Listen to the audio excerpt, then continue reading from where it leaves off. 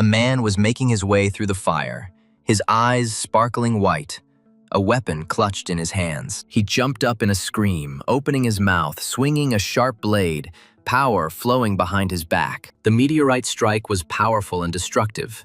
The man himself was shocked by the force that escaped. The blades met in a duel. The first mocked the second man, eye to eye. A tense battle. The tense forehead and the appearance of wrinkles on the face of the red-haired guy, who was clenching his teeth, trying hard to fight back, beads of sweat rolling down his face. The fair-haired young man, on the contrary, was calm and determined. The clear look of his blue eyes and quiet words about his turn. A swing in the white power sparkled with a bright, blinding light and poured towards the man, dividing them into two sides. This is the story of the excluded hero, who is now fighting, all sparkling with white light from the power. One day, many plants and animals on planet Earth turned into monsters. Their eyes lit up red. Previously harmless representatives of animals and plants now opened their mouths and flashed with rage. And from different dimensions came invaders, entities that were strong and not subject to emotions. Bright flames of power flew out of their hands. Their eyes shone with power. And there was an all-consuming confidence in their own rightness. Now the world is experiencing an era of great chaos. People who did not have any powers in fear tried to run away and hide from monsters. The open mouth let out a last pitiful squeak, and lightning flashed and cut the terrible face into two parts. To fight anarchy, humanity created a guild that could defeat the monsters and ensure peace on Earth. Several strong people with special powers stood up to defend themselves. Their strength was too great. A squad of heroes with special abilities that repelled attacks from various creatures, including the field boss. The man with red power struck the huge monster, which could have crushed him in its jump. He clenched his teeth. The man was covered in beads of sweat from concentration. He cursed. He didn't understand why such power was hidden in this beast. A man from the Kiros Guild, Javier, was actively fighting in the boss battle. Steel was ringing and sparks were flying everywhere. He glanced sideways. His sharp gaze pierced the danger. He couldn't block it. He was confused even for a moment. Again, the bright red color flashed. They clashed in battle. The defender of people and the monster clashed. The guild support, represented by the young guy Jack, also gritted his teeth and took the blow. He shouted loudly, turning his head. His body was trembling, and shouted a signal to act. Lightning flashed white, and the girl, covered in discharges, screamed that she knew what she needed to do. She screamed, opening her mouth, and the scorching thunder moved towards her, all in light, enveloping her. The red-haired girl smiled, raised her hand to her face, and slyly asked how it seemed. Mage Samantha, smug and confident in her powers, because he would never survive his scorching thunder, roared the monster. And she was surprised that he managed to break free, and now his clawed paw was rushing towards her. But that same support was able to carry the girl away from the blow, holding her tightly to itself. She cried out in amazement, looking at the creature, which didn't have a scratch on it. But this trick still helped them buy time. The main damage was done by Mia, her hands tightly clasped, her eyes flashing yellow. The girl, waving a sharp, curved dagger, rushed towards the monster, speeding up each time. A quick blow was dealt, and the forgotten creature screamed, its eyes filled with yellow light flashing. The girl did not notice any fears when the horned monster slowly approached her, growling. But she only glanced sideways, raised her finger up, and it lit up with a yellow light. And then a man landed on the creature, lightning fast, not even giving it a chance to look around, and landed covering it with his body. He used a meteor strike on him. The guy leaned his hand on the huge sword, and with a slight movement, he noticed that they were in a dungeon. The team was undefeated, took first place. The leader Kim announced that the boss was killed. Everyone was jubilant and happy about this. The girls raised their hands and smiled. Only one person stood to the side and sadly watched the guild. His face was all scratched up. The young black-haired boy was smiling. He was one of the founders of the team. At least he was until the moment when the boss called him. He leaned over and was about to say something to the boy. The man sat majestically on a throne of slain monsters. Raising his head, he called the boy's name defiantly. The next words sounded like thunder in calm weather. That he would be expelled from the guild. I couldn't quite believe it. I was clutching the bag that was hanging on my shoulder tightly, and it was drizzling. He worked like hell for 7 whole years, and all that he received, about 620,000, was now shining in his account. Then everyone laughed at him, raising their hand up. The black-haired guy didn't know what exactly he did for the team. The red-haired girl, putting her hand to her face, mockingly clarified that even a newbie could do what the couple was doing. Mia also agreed, albeit without a smile, that the boy was too weak. She couldn't complain against the team. Of course, the head made a conclusion and admitted that this team no longer needs him. Raising his head up, water flowed down his face. The character became too sad. He pressed his lips together, looking at the sky, as if looking for an answer to a question. He did not understand why he stayed in this guild. The story of this hero is coming to an end. His eyes sparkled. He can't leave all this in the blink of an eye. A green, poisonous grid appeared in front of the character. He clenched his hands into fists in determination to continue. Jack's unique ability is randomly activated in special situations. So now the character's eyes are glowing. After being expelled from Kiro's, the guy spent a whole week looking for a new guild. I sat in front of the computer all day long, ruining my eyesight, but I read and followed. As a result, after searching, I found what I was looking for. The fun guild interested the character. The eyes suddenly turned a bright blue. The mouth opened slightly and did not take its eyes off the screen. The hero didn't expect that the chances that this guild would grow into a large one if Jack joined were almost 99%. The guy's specialty was that he saw the possibility. His eyes sparkled with light and the powers seeped forward. With this specialty, he wanted to become more successful than his previous guild, promising himself. The man sat in front of the computer with headphones on. The sudden power outage was too disappointing. Suddenly, the door opened behind her. A guy appeared. She stared ahead in shock, not daring to turn around. She asked a completely natural question, clarifying who he was, but he breathed out the name of the guild. He lifted his face, completely covered in raindrops. Here he was to join the fun. Before the girl could even realize it, Jack had fallen unconscious and was surprised by this turn of events. I even tried to call the boy, but he didn't answer.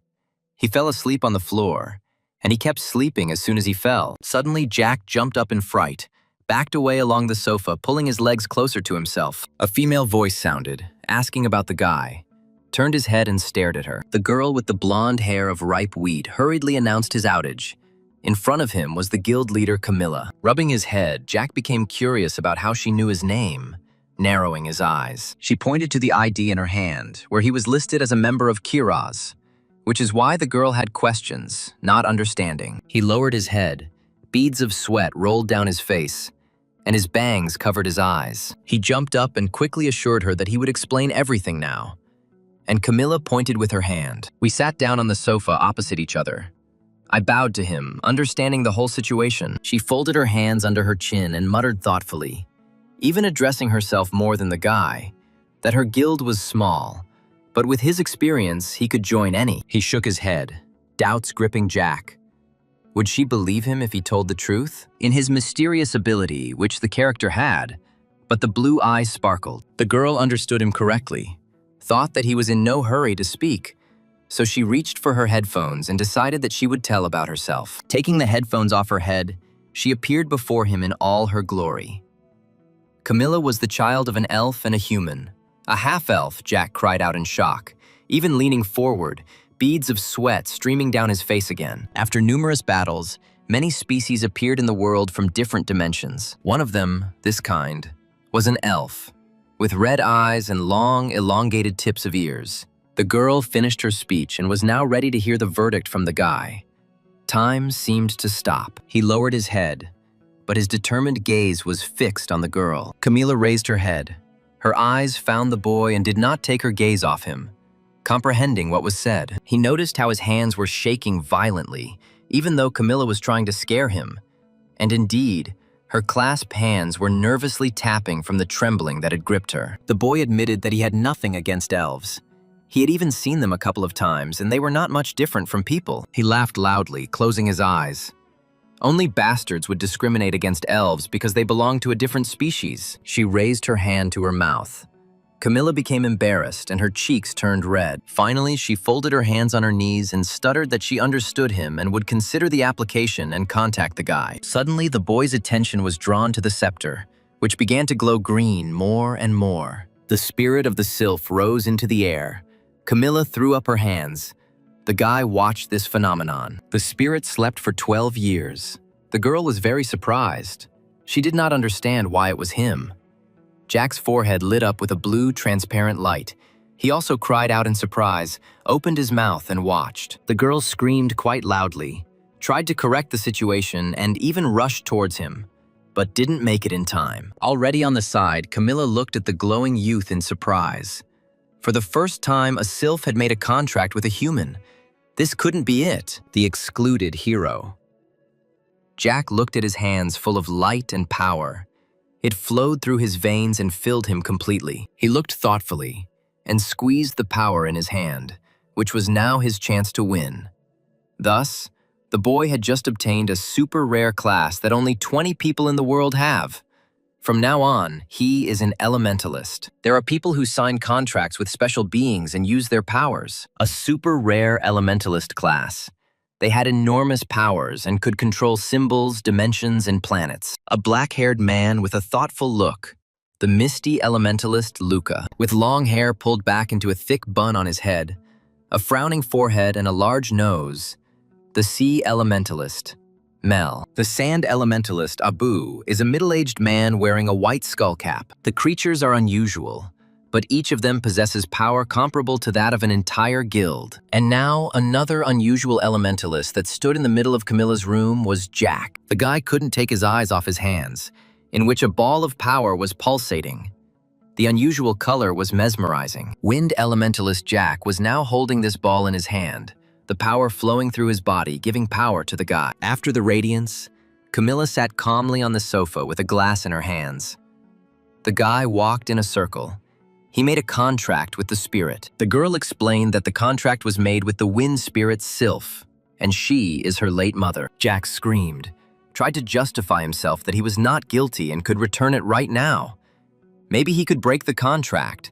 He was so stunned by what he heard. But the girl admitted that it was not so simple, because once the spirit had chosen its owner, it was not so easy to change it. And that will only happen when the owner goes to another world. He clenched his teeth tightly. She looked up from the glass, raised her eyes, didn't understand what else he needed, but it seemed she quickly figured it out. Rising from her seat, the test was passed. Or maybe she assumed the guy wanted to run away. His desire was sincere. He wanted to join the fun guild, and he was not interested in any other. She was confused for a moment, mentally chuckled and let go of her fear. But in reality, she said that this was a reasonable choice. Camilla laughed, her voice clear and ringing. The test passed, the check completed. Now it was time to teach how to use the spirit. But the boy stunned her.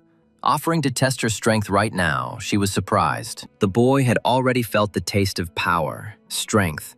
The blue color had taken hold of him, and a check was required on the territory of monsters. There is a place where monsters of different classes and various creatures appear. The closer to the first class, the more powerful the monsters that appear become. The boy and the girl went into the area together.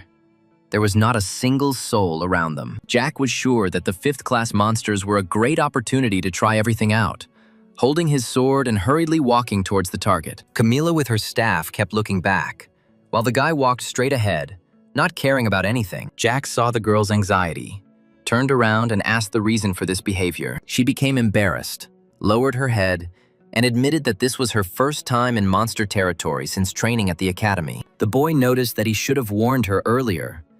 Camilla became even more embarrassed. She was the head of the guild, so there shouldn't be any questions here. Jack stepped over the barrier that led to the monsters, and the girl stuck her leg in after him. As we walked by, we looked at the place. There was devastation. Twisted metal was lying around, houses were destroyed. Continuing on his way, the hero asked about the type of monster that might appear here, nodded, and buried his face in his device. The creatures that may be in this place are basilisks, birds with a sharp beak and huge red wings. According to the news, about 2 weeks ago, there was an accident in which a truck carrying chickens overturned. The main character reached out and pulled out a sword. It seemed like they would be perfect for training. We've ended up in a place where blood can spill and flesh can tear at any moment, and the team now consists of 2 people. He needs to take on many roles. Camilla gritted her teeth and stared in shock at the guy walking in front. Suddenly, I stood in a stance, felt someone eating in the parking lot, and stopped. Ahead of them, a sharp bird's beak peered out from the car and held the unfortunate man, who was already half swallowed. The fifth-class basilisk noticed the people, spread its wings, and turned its muzzle with prey. The aura heated up. The guy and the girl prepared for something. They put forward a weapon tightly clutched in their hand. The boy looked at the girl and shouted for her to stay behind him. Support was needed. The huge flask flapped its wings and released the prey from its beak. Seeing new victims, it hurried towards them with a cry. She rushed straight at the hero. He took out his sword and it glowed blue, not letting her near him. But something was missing in the character.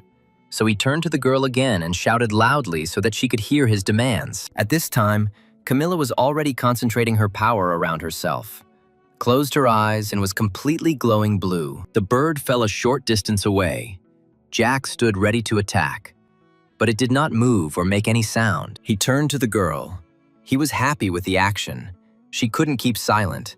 She boasted that she was the best graduate in her class. While the characters were chatting pleasantly among themselves, they didn't notice how a shadow flashed behind the cars. Camilla raised her head, noticed something, opened her mouth, and the tips of her sharp ears twitched. The little girl screamed about the danger behind Jack, and another bird flew at him with lightning speed. Immediately after the girl's words, Jack turned around sharply to see what was there, and his eyes sparkled blue. I examined the bird, immediately identified the danger spots, carried out the diagnostics myself, without any equipment.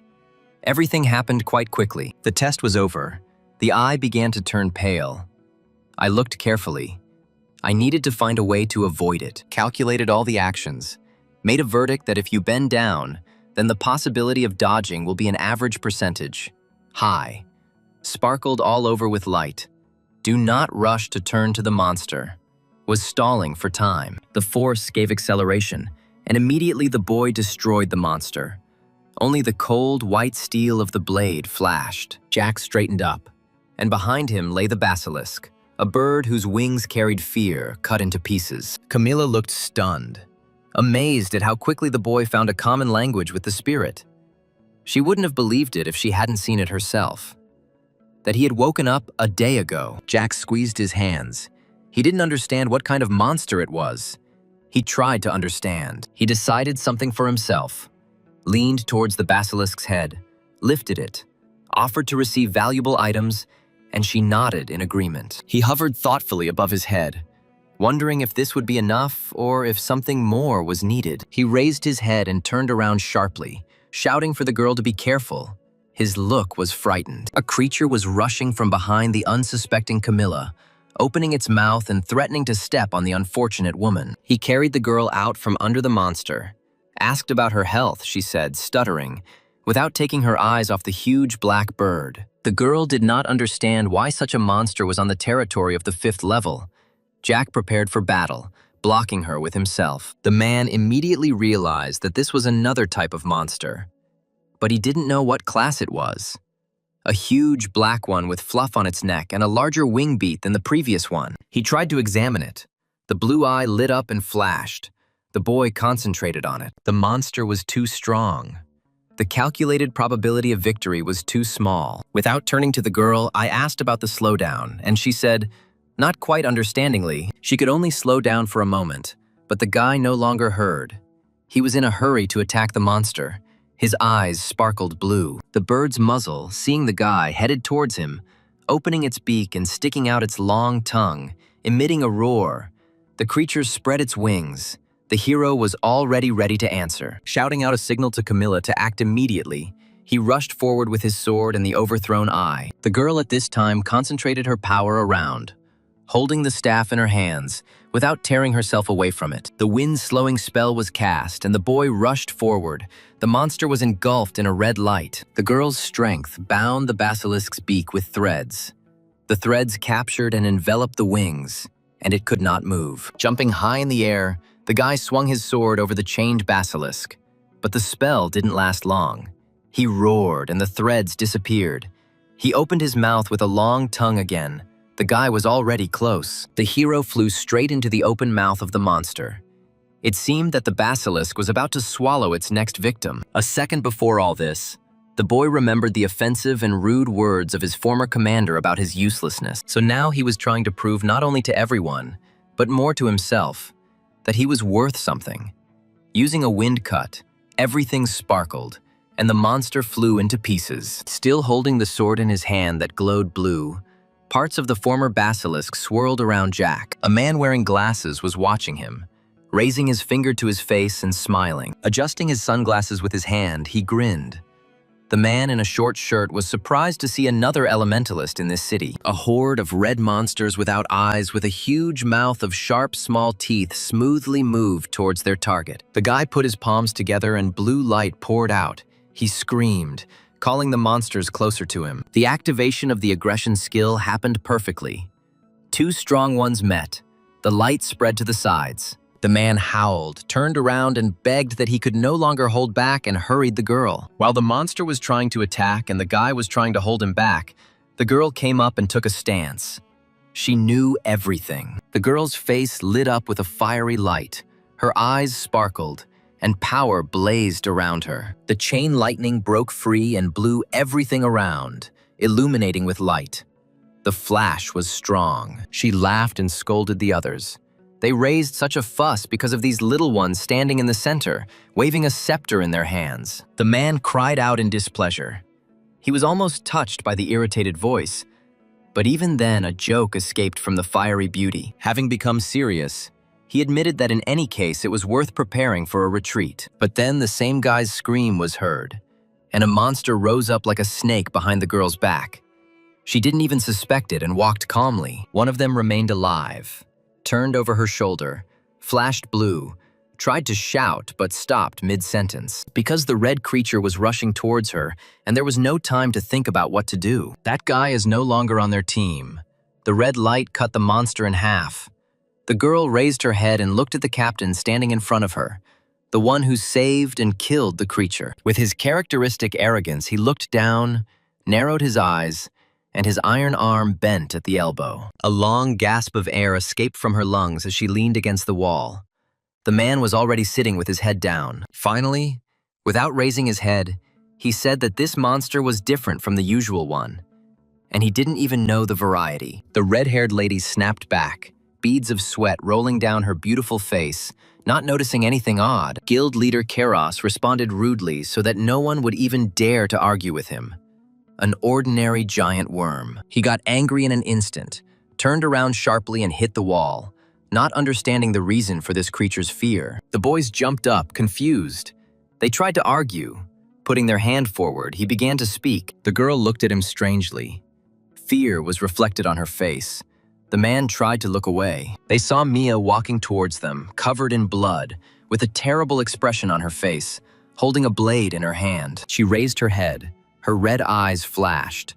The processing of the second zone was complete, she reported. The leader turned around, whispered the name, and continued angrily that he had told her more than once not to behave as she pleased. Her forehead was cut with wrinkles. Her teeth were clenched with anger, reminding her that there was no one else here to take care of her. As if thinking, the girl responded with a calm look. Remembering this perfectly well, the rest of the guild members were shocked and couldn't believe that they were in this situation because of that boy. The man screamed, stretched out his hand forward, and roared menacingly about the impossibility. Even if he was gone, simple Jack, clenching his fists in rage, angry, head down, they didn't need someone like him anymore. At this time, the hero stood in the middle of the cut-off pieces of the snake, all glowing with blue light. Camila brought her hand to her lips. Watching the character who was calming his light, his eye was slowly beginning to fade. But the girl was impressed. She screamed and opened her mouth, single-handedly knocked down the giant. I mentally sent a question to the guy. Who he was?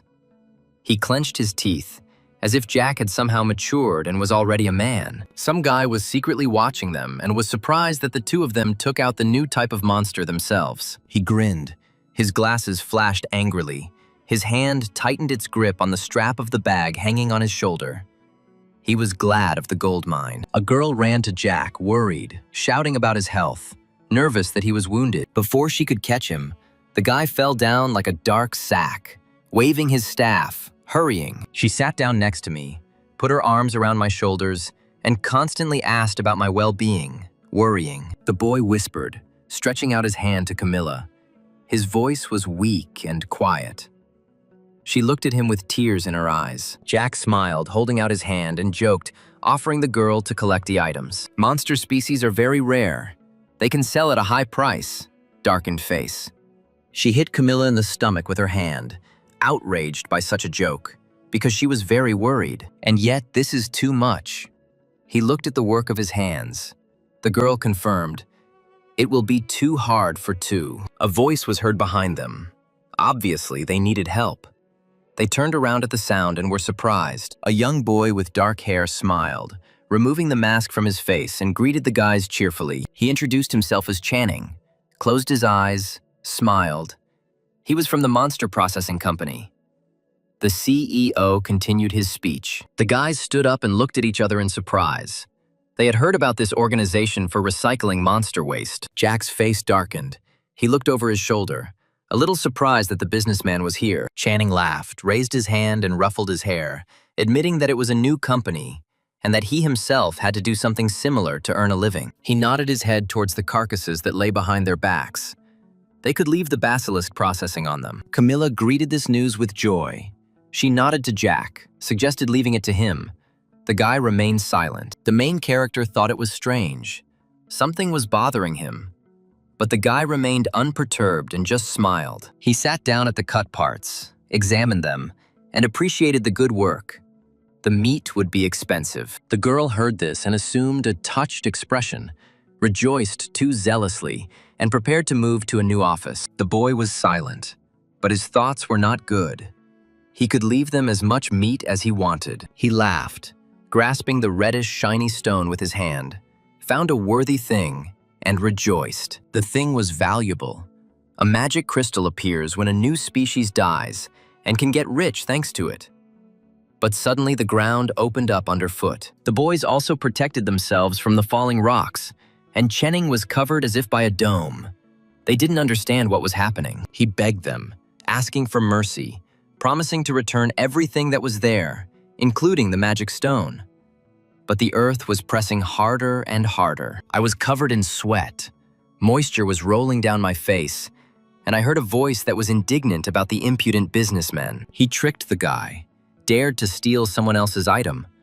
Camilla and Jack looked stunned, not quite understanding what was happening. The same man in a short shirt and sunglasses was slowly walking towards them. The first-class hero.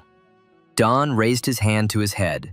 His whole body was covered in a light yellow light, but his voice thundered, asking about the magic crystal. Camilla felt a thrill, but not understanding reflected in her eyes, because such a person from the Costi Guild was a rarity in such a place. The man's hand was tightly clutching the raised crystal, which began to crumble. The guy was in no hurry to give an answer. Jack clutched the crystal in his hands. "This thing belongs to the Fun Guild," he said doubtfully about the robbery. His eyes sparkled, he grinned. On the orders of the association, he catches this variety. But the boy did not back down. His eyes flashed. He accused that the problem was not theirs, but Don's. His eyes turned blue. The probability of winning was calculated. It was equal to 0. The man scratched his head. He noticed that apparently the guy in front of him did not understand. He jumped up, leaving a mark on the ground. Everything happened quickly. Jack remained standing in place. Don appeared behind the guy, waved his hand, and thundered an answer. It was not a question asked, it was a fact stated. He grabbed the boy's face with his hand and slammed him into the ground with all his might, sending stones flying in all directions. He already had both hands on the boy's head, thus warning him. A grin appeared on his red, angry face. He turned to the elementalist. His hand began to shake.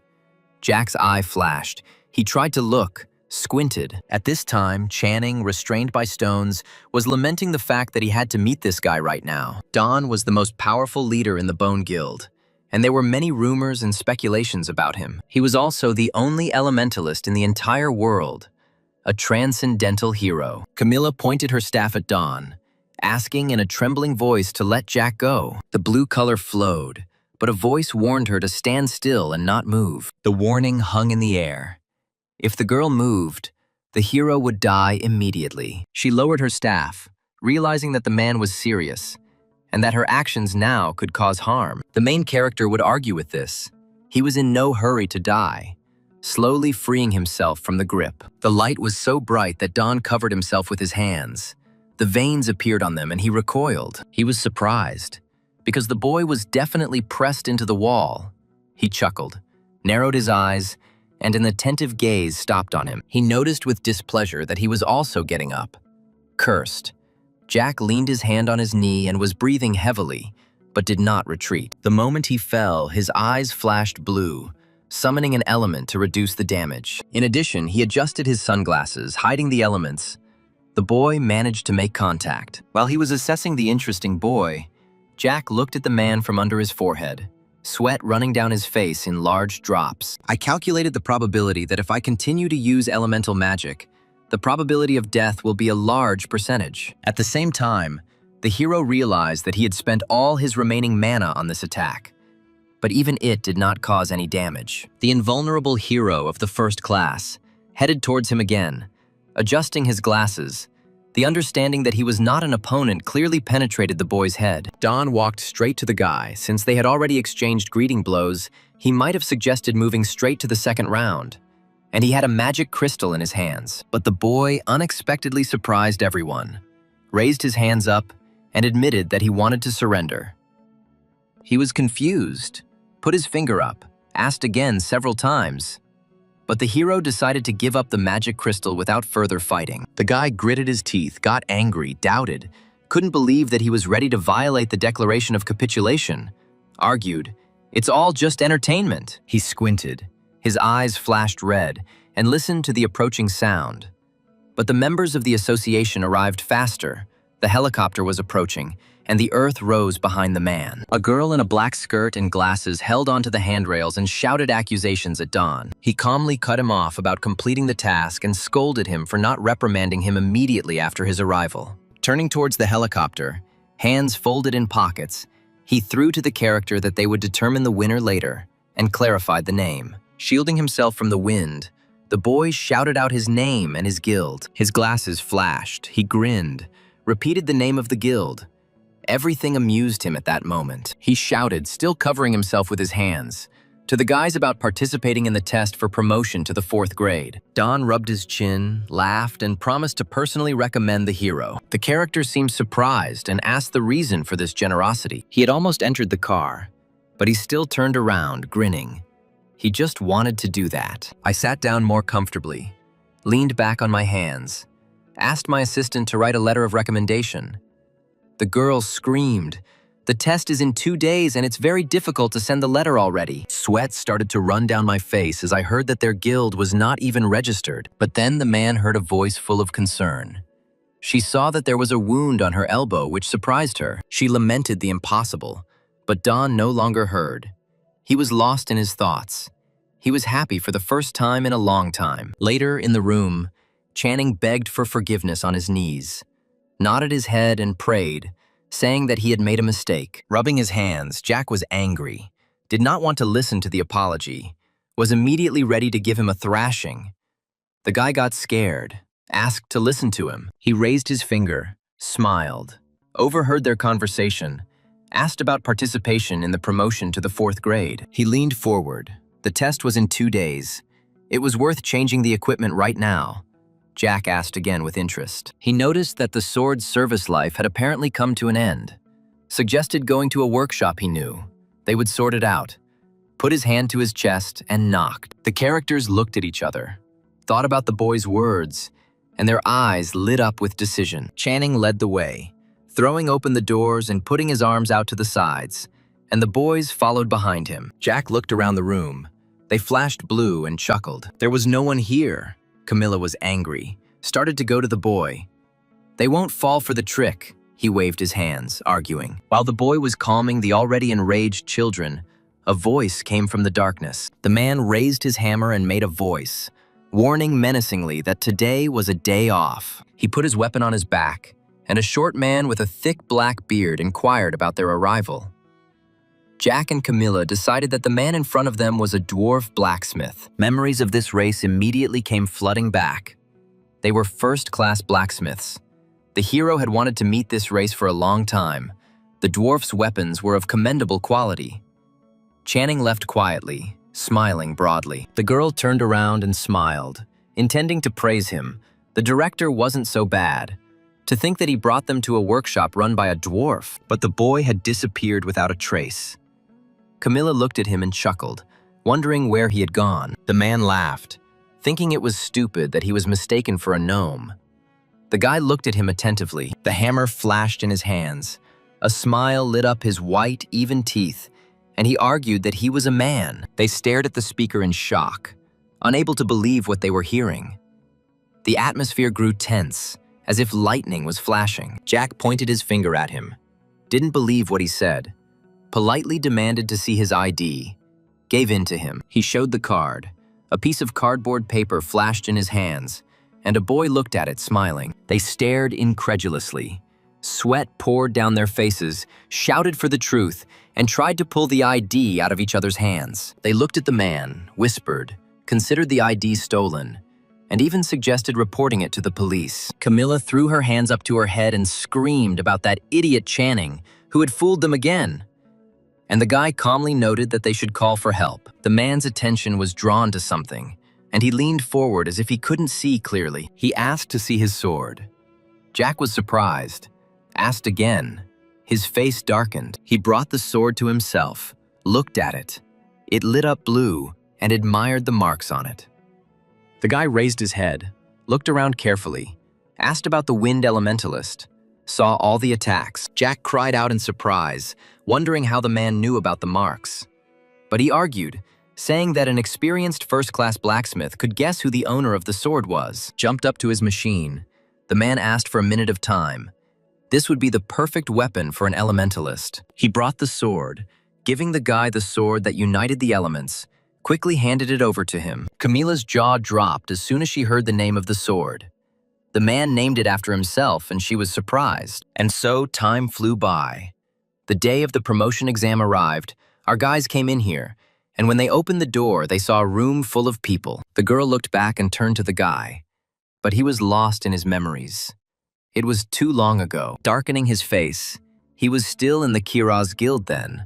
There were a lot of people that time too. Suddenly I heard some sound, looked around, and noticed that the man was rubbing his nose and smiling. There was a whisper that reached the guys. They didn't think that this boy would decide to show up at the exam. The whisper became louder and louder. Camilla leaned towards Jack and whispered, covering herself with her hand. She understood that they were talking about the boy. He felt relieved. People always slander each other, and there were no rumors about what happened in the city. He needed to hide the fact that he was an elementalist as long as possible. He understood that it was important to him. Nothing good would come of it if they attracted unnecessary attention. A loud voice stopped the noise. He didn't like the fact that they were making a fuss over a simple test for promotion. He asked them to calm down and continued to be rude to the people in the room, which caused Jack's eyes to glow blue. The man came closer to him, towering over him, and said sternly that they were all bad players. The fourth grade examiner was insulting people. Jack's eyes began to glow blue. But he shouldn't give himself away, he calculated, using his ability to pass the test. A low percentage, Ben towered over him. The girl reported to Dawn, who was sitting and making himself some tea. She shared her doubts, looking through the papers that were in her hands, reading them carefully, looking for something. At this time, the exam for promotion to the fourth grade was going very quickly. Young people were trying to cope with the task. They rushed towards Beg, who stood calmly, one hand in his pocket, the other holding a sword, and young men were running towards him from all sides. The examiner's pupils lit up red. He clenched his teeth and his jaw muscles began to clench. The first thing to do was to study Ben, attack him immediately after the battle began. Such a reckless strategy, the man thought. They are all weaklings and dumbasses. The sword returned to the belt. The eyes turned into slits where the red color burned. He again assumed the pose that was his original one, and said that this team had also failed the test, and the boys' corpses were lying nearby. Two observers for the test. One expressed doubt that it seemed to him that he had gone too far. The girl next to him agreed. He doesn't know who can pass the exam at all. Clayton, the fourth grade examiner, laughed, amused by the whole situation. Orlana raised her hand to her head, closed her eyes, and did not understand how she could now report to her superiors. Sebastian decided to continue watching further. Now there will be the last command, he looked up. The Fun Guild flashed before my eyes, where photos of Jack and Camilla flashed. They were the last to pass the test. The guy stepped forward, staring at the hero of these heroes the head of the guild recommended. They will have a hard time, the guy thought. Jack and Camilla entered the testing room. I looked and concluded that the man who entered the hall did not have any flexibility. We entered and heard the task about the next 5 minutes of battle with Examiner Ben. The passing requirements are met at the moment when either the examiner is completely defeated or confirmation is received from him. Camilla screamed indignantly, hitting herself in the chest. She did not share the opinion that the 5th grade team needed to defeat the examiner. She could argue with that, because the forces were not equal. Jack knew that Ben had fought many teams, but he didn't have a scratch on him. The main character threw the girl to help him as well as in the territory of monsters from behind, she agreed. The character's eyes lit up with a bright light, preparing his weapon. This will not be an easy battle. He recognized Ben's strength. The guy stopped Camilla with a wave of his hand. They prepared for battle, becoming serious and focused. The battle begins right now. Jack managed to raise his blade and hold off the attack. Ben attacked immediately after it began. The fist was rushing towards Camilla, she screamed, turning to the guy, holding it with air, but it was getting closer to its target. He was very surprised when his fist turned blue, but his face remained impassive. Ben's red eyes glanced at the guy. He realized that all this was coming from him. He correctly confirmed his thoughts. Thus, having confirmed that the letter of recommendation was not fake, blue color began to flow from the character's hand towards the examiner. Ben shouted, kicking Camilla away, the girl flying to the side with a wave of air. Red eyes flashed. A sword was clutched in his hand. A man flashed like a dark shadow. The swords clashed. The guy held them with both hands, while the examiner easily and deftly controlled them with one. His strength was failing him. It was hard for Jack. He couldn't believe that a wooden sword could cause so much damage. His eyes flashed. His teeth clenched. The character was counting on increasing the distance. A crease appeared on his forehead. He released his power. The windy night flew a spell at the examiner and he flew away from the boy. After doing a somersault in the air, he pushed off the floor with his hand and returned to his original position. Leaning on the sword in his hand, he knew such a spell, understood the element of wind, thought about the annoying talent. Jack didn't think about Ben's talents, so he appeared behind him with a sword in a jump. It seemed that the examiner didn't notice him. The girl repeated her question to Dawn once again, because the written letter of recommendation would work against them. The man grinned, raising the glass of liquid to his mouth. The lenses of his glasses flashed, and an answer came from him. The swordsman, who was cutting through the air in the testing room, turned around sharply, and his face acquired a terrible expression. His features became sharper, his veins stood out. He sent several spells at Jack, alternating one after another. A whole barrage of lightning-fast blows flew at him. Having met the body, they cut the guy to pieces. He screamed. Drops of blood flowed down, and he clenched his teeth. He sank to the floor.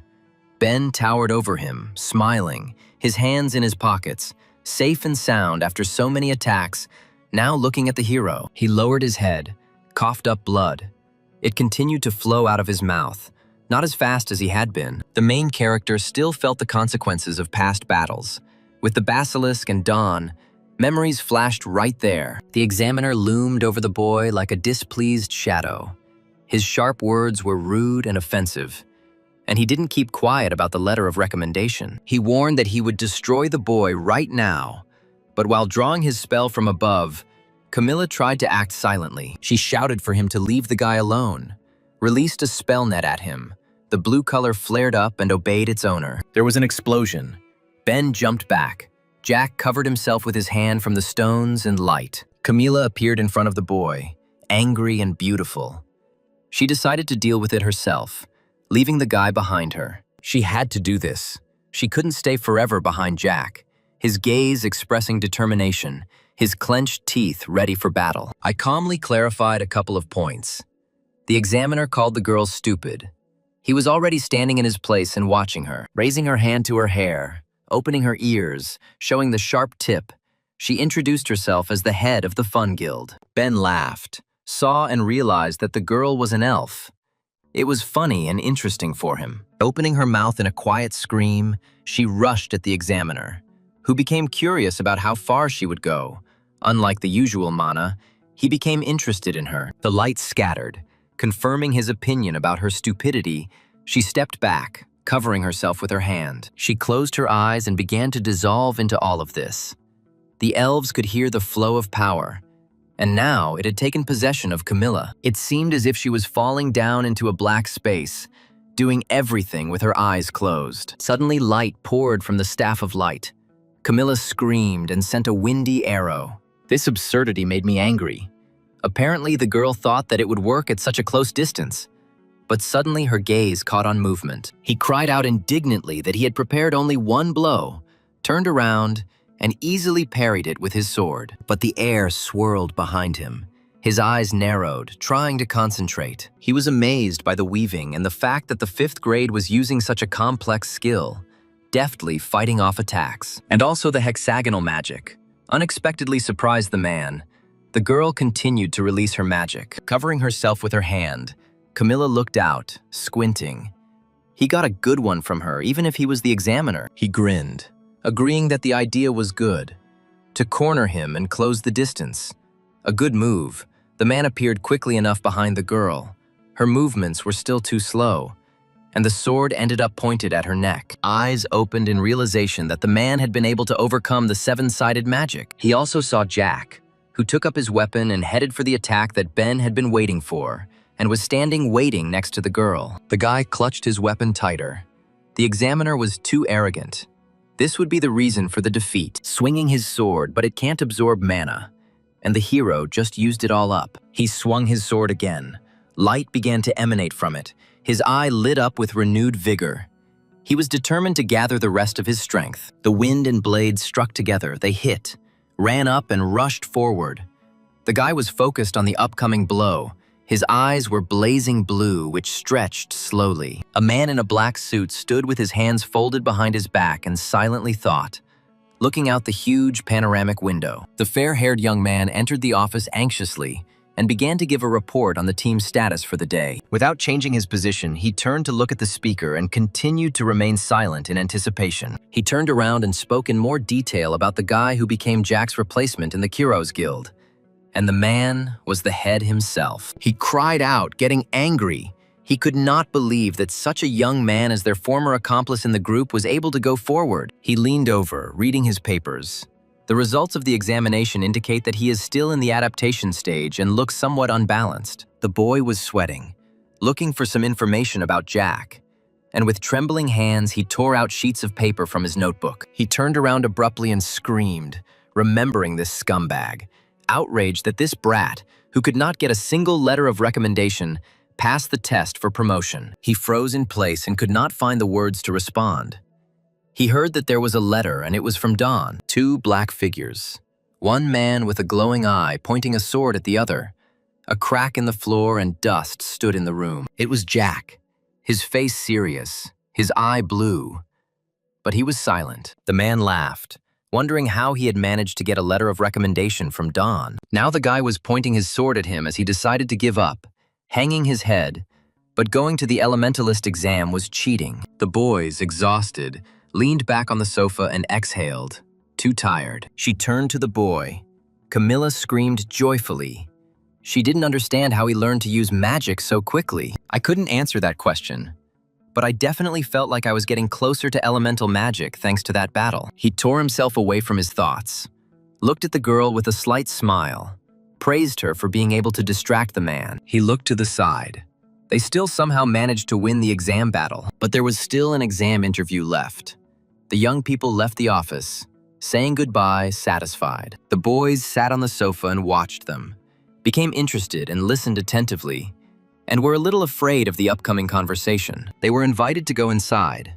The examiners conferred among themselves about the previous command, and upon entering, they stopped. The young black-haired man smiled, looked through the papers carefully, and was about to let them through, but a dissatisfied voice rang out, which thickened the atmosphere around those who entered, and it was decided to exclude it. The short-haired man noticed that the guy was hesitating, analyzing their actions now.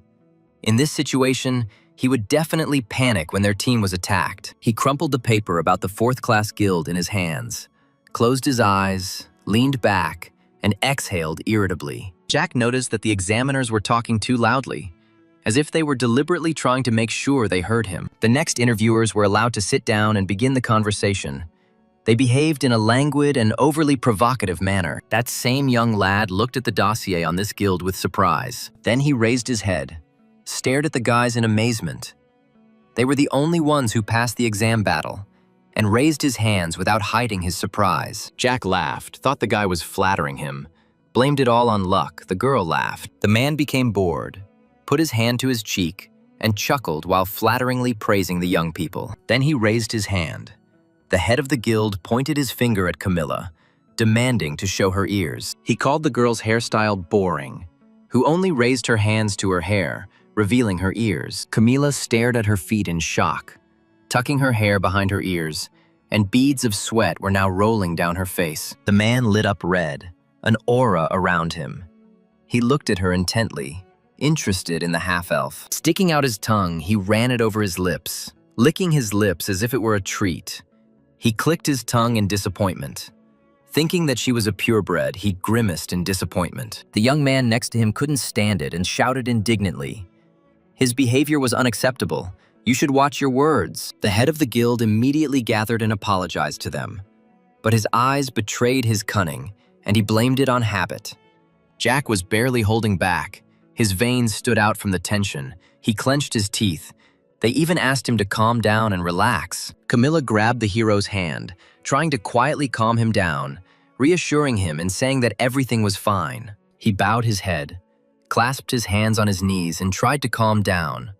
Although the man's words hurt him very much, he laughed, raised his hand, asked to continue the interview, calling for calm.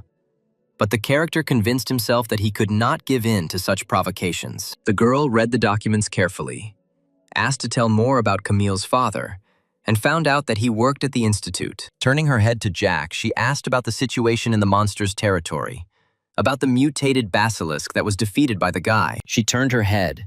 The girl in glasses who asked questions, a new guild consisting of 2 people. She needed to hear a decision from others. Propping his chin on his hands, the leader saw for the first time in his 10 years of work that a half-elf had created a guild. The head of the guild was interested in the question. If their city were ever attacked, then whose side would Camilla be on? Her provocations were ending. The girl was confused, didn't know what to answer. Sweat was pouring down her face, but she clenched her teeth and remained silent, but didn't lower her head.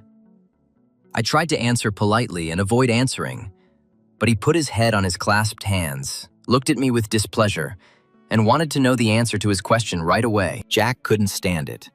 Clasped his hands on his knees, calmly parried with his answer. The girl turned her surprised gaze to him. He was hurt by the attacks on the head of the guild. Apparently, he didn't care at all about the promotion. His face darkened. The frightened young people at the table screamed, raised their hands, their eyes flickered, their mouths opened. They did not expect such a question, and it caught them off guard. The guild leader who was there roared, slammed his fist on the table, his face twisted in anger. It was up to them to decide. Offended by such a question, the man was carried away without hiding his emotions. So rudeness flew from his lips. A young guy jumped up to him, patted him on the back, calling for calm. The tabletop cracked from the blow. But Jack didn't keep quiet either. He roared no worse than the man and leaned forward. His eyes were starting to turn blue, and in his emotions he also shouted a refusal of the promotion, since there had been enough humiliation today. Camilla extended her hand to the guy, trying to calm him down, because they came here for a different purpose. She didn't have time. She heard Jack's words, clenched her hand into a fist, closed her eyes, and tears got stuck in the corners of her eyes. She pressed her lips, now trying to take control of her emotions. Later, sitting in her chair in her guild, the girl sipped liquid from a glass and was deeply immersed in her thoughts. Jack walked past, stopped, raised his hand to his head, apologized to her. A smile appeared on his lips, assured her that everything was fine. She looked at the whole situation from the other side. The boys stood up for her and she expressed gratitude. Since it was the first time, the girl did not know how to react. The hero stood rooted to the spot and whispered her name. But he also noticed that Camilla kept pressing the update button. And indeed, she was sitting half-turned to the computer, pressing the button every now and then, waiting. The guy apologized again. The girl turned around abruptly. She no longer heard what he was saying. She was worried about the screen. She began to read it quickly. Jack also leaned over with curiosity, holding his breath as they looked at the screen. They suddenly looked at each other with incomprehension. And when they finished reading, they silently understood each other. The examiners were discussing the case in the room. The man was standing near the window and rolling an apple in his hand. The question asked by the girl remained unanswered. He apologized for his behavior in the morning, without turning to face the others in the room, thinking. He started throwing the fruit again, grinned, went a bit overboard, but curiosity got the better of him. He cursed. Veins appeared on his forehead. Saliva appeared on his lips. The apple was bitten off, and the man's thoughts revolved around the Fun Guild. I wanted them to climb up. The guys kept staring at the computer screen, didn't know how it happened. And they did it. People crowded in front of the bus, holding up banners and shouting joyfully to welcome the guild. The men got off the bus. The Keros team was too pompous. The organizers were bustling around and letting them go ahead. The angry guy pushed the girls who were climbing up to the heroes, screaming and wanting to see and touch them. Already cursing and swearing, he pushed them away. But the hand of the guild leader stopped the boy. He corrected him with a smile, narrowed his eyes, and seemed to sincerely care about his fans. Then, still smiling, he thanked the girls for coming to support them, and under the guise of concern, asked them to stay away. The group left. The leader did not forget to wave to people. Everyone who came to watch and support was delighted with them, shouting at their backs and wishing them luck. But as soon as they crossed the border into the territory of the monsters, the mask of goodwill slipped from the leader's face. He became gloomy and muttered discontentedly that the scum were noisy and getting on his nerves. The black-haired guy turned his head and agreed. There were more people today than yesterday. They could only be surprised at their quick appearance. The voice behind Hunter mentioned the woman at the entrance, turning to him, listening carefully. The boy in the cap pressed his fist to his mouth and burst into laughter, spoke unflatteringly about the woman, and continued to judge her ugliness. He didn't lag behind the leader. He continued asking about the girl's taste. The rest of the team members already started looking at him sideways. He stopped, narrowed his eyes, and almost proudly announced that he would be bringing a few pretty girls with him this weekend, and suggested going to a club with them. The girls were outraged by the behavior of the newcomer.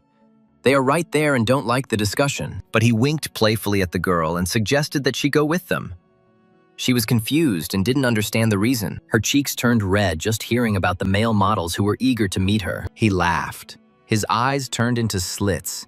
He persuaded her to invite handsome guys, but he himself thought that it was easy. He just had to persuade her and the girl would fall for it. But he glanced at Mia, who was walking with her arms folded across her chest, and he didn't know what was on her mind.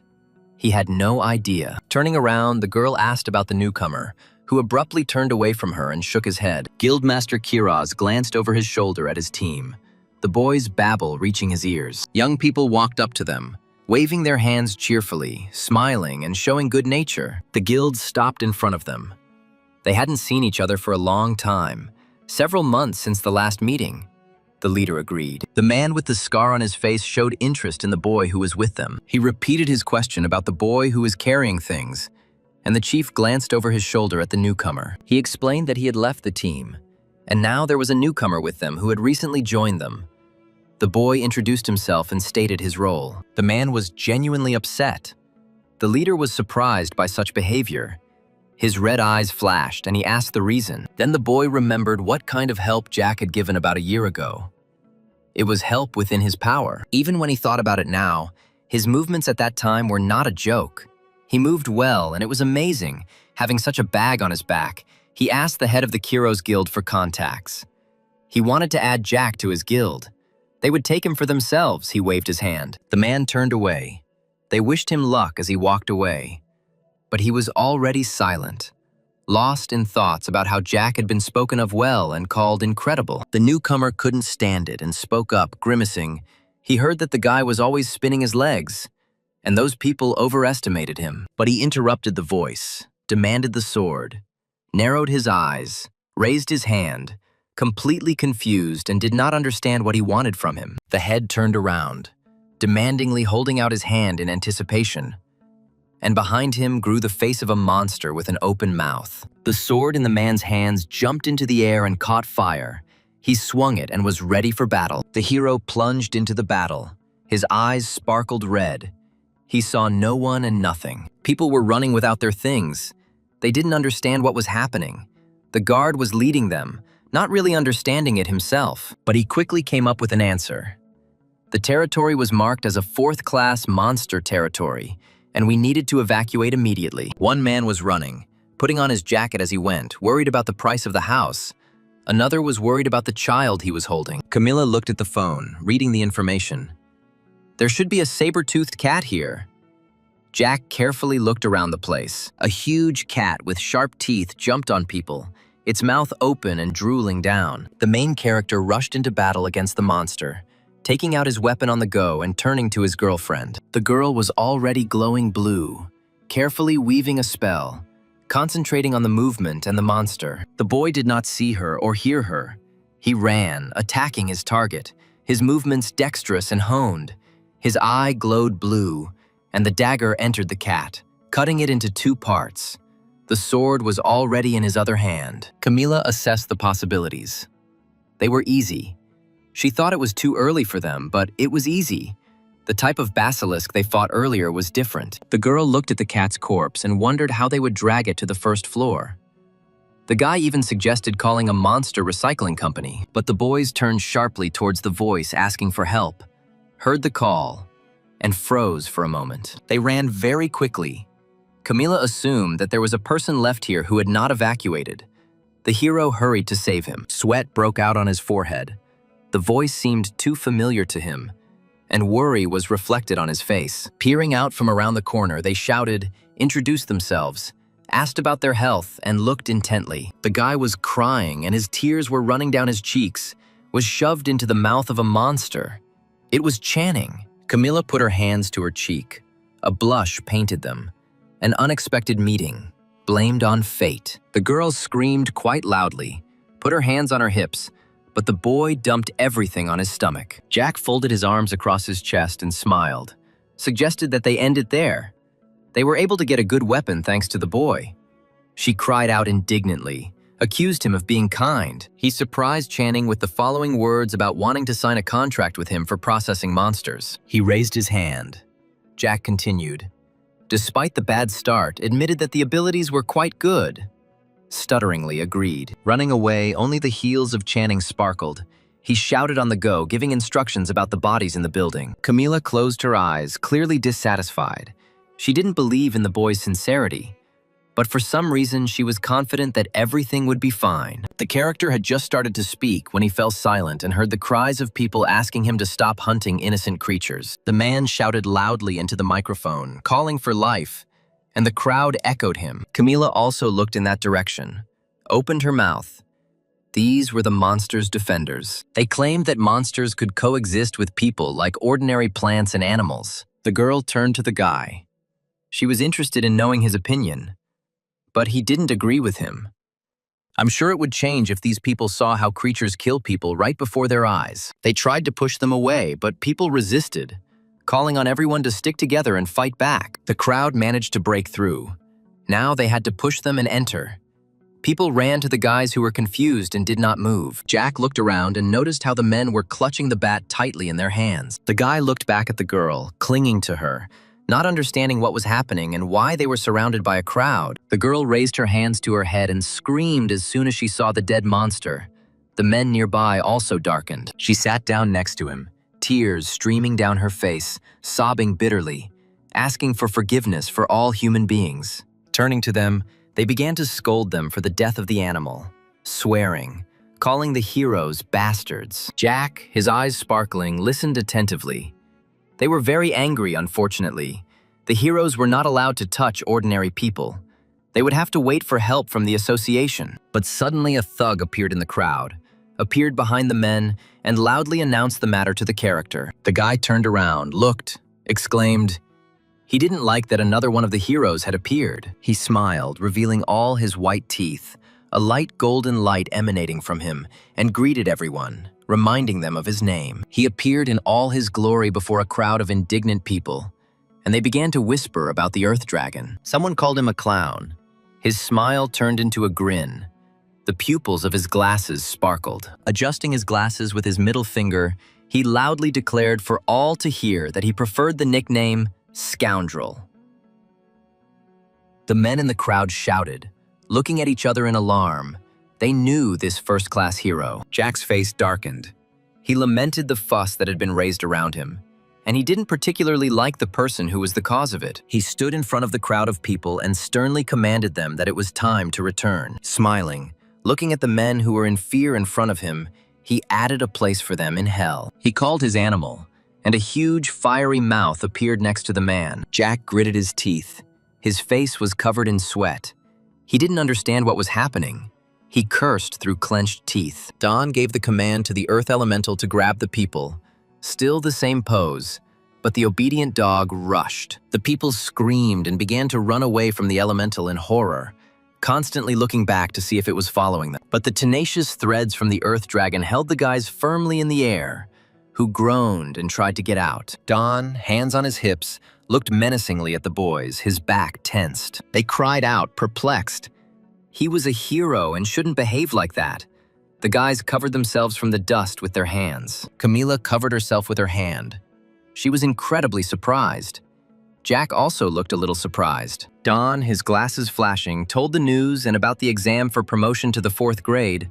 A thought flashed through Jack's mind, and he fought with such a monster. The boy thanked him because he had appointed an excellent examiner and cheerfully egged the man on. Don laughed out loud, admitted with his hands on his hips that the boy was a bit hot-tempered.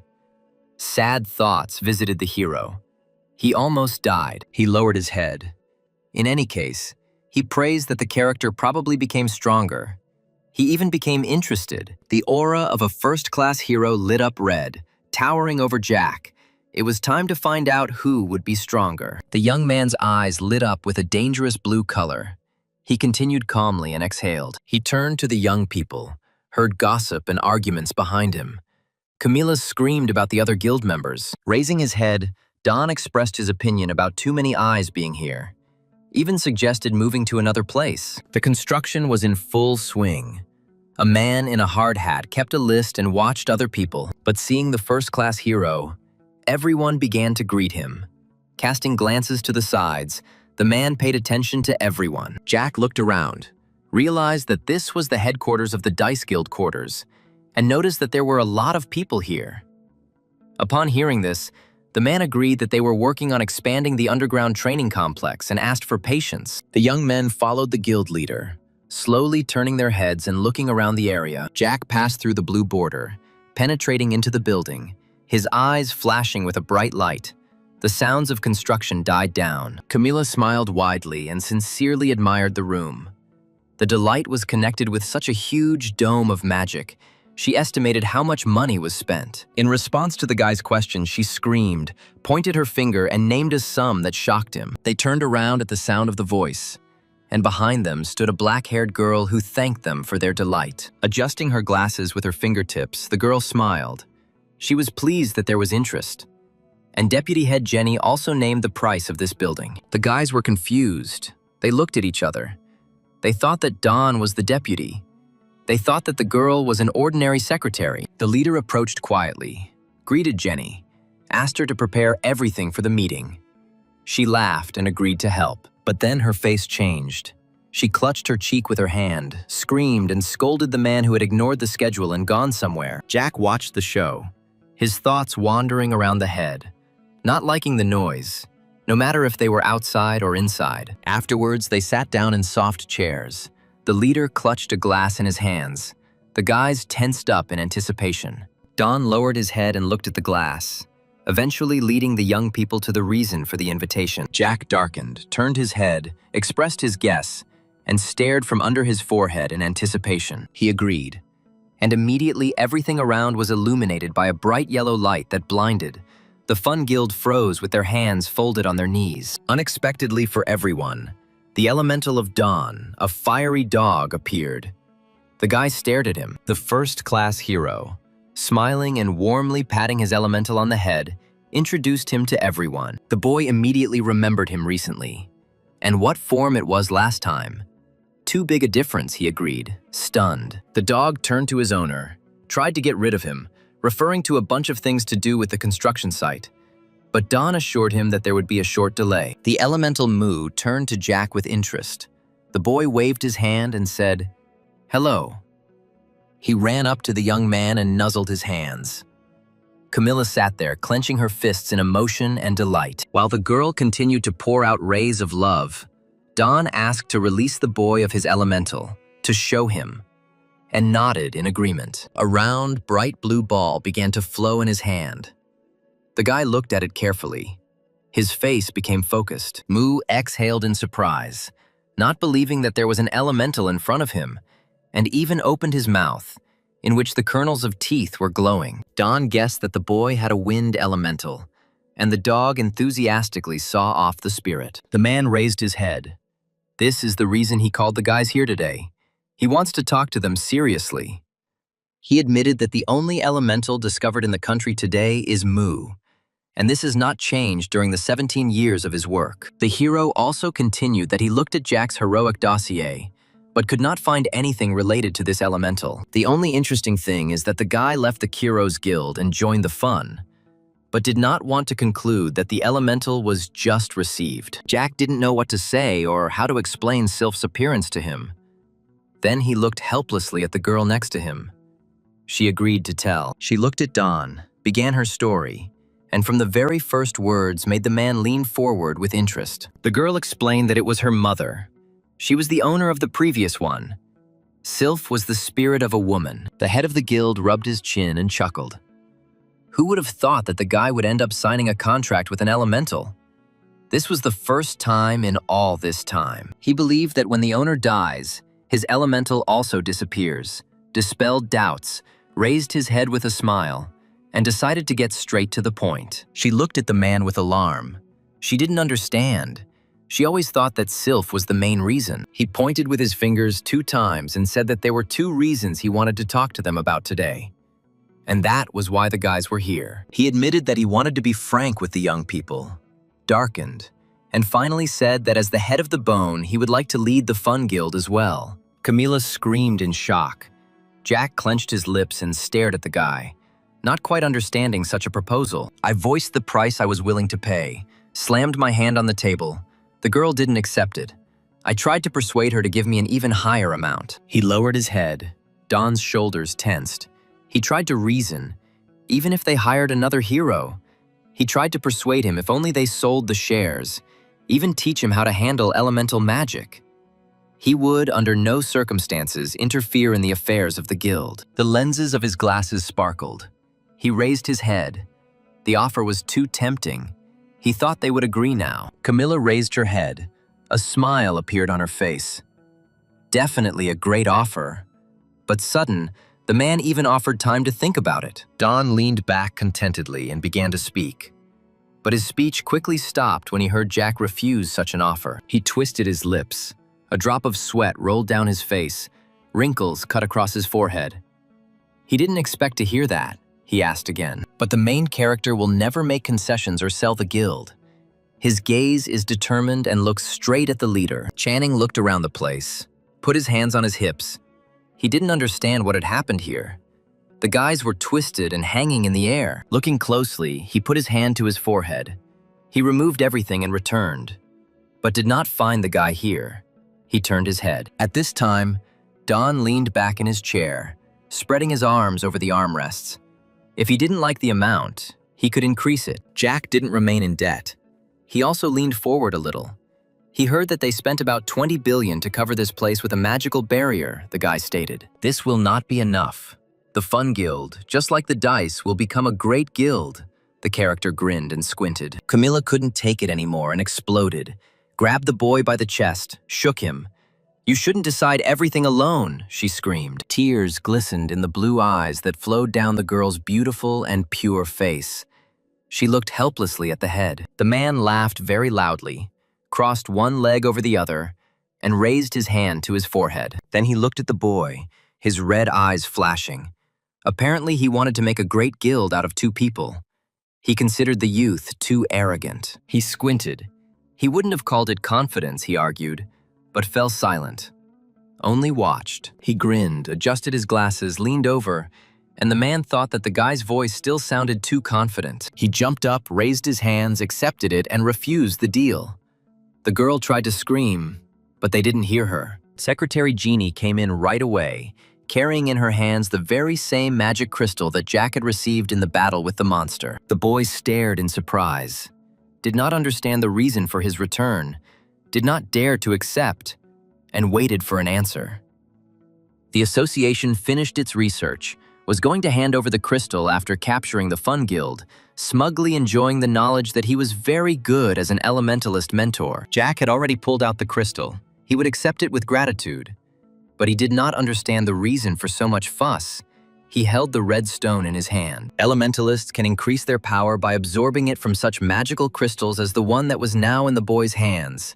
Don spoke mesmerizingly while the ball glowed in the hero's hands. "It is worth collecting them," the man suggested. "Then the spirit will be able to materialize as Mu." The blonde girl answered the incoming call with a smile, introduced herself. The International Union for the Protection of Creatures was working at full capacity.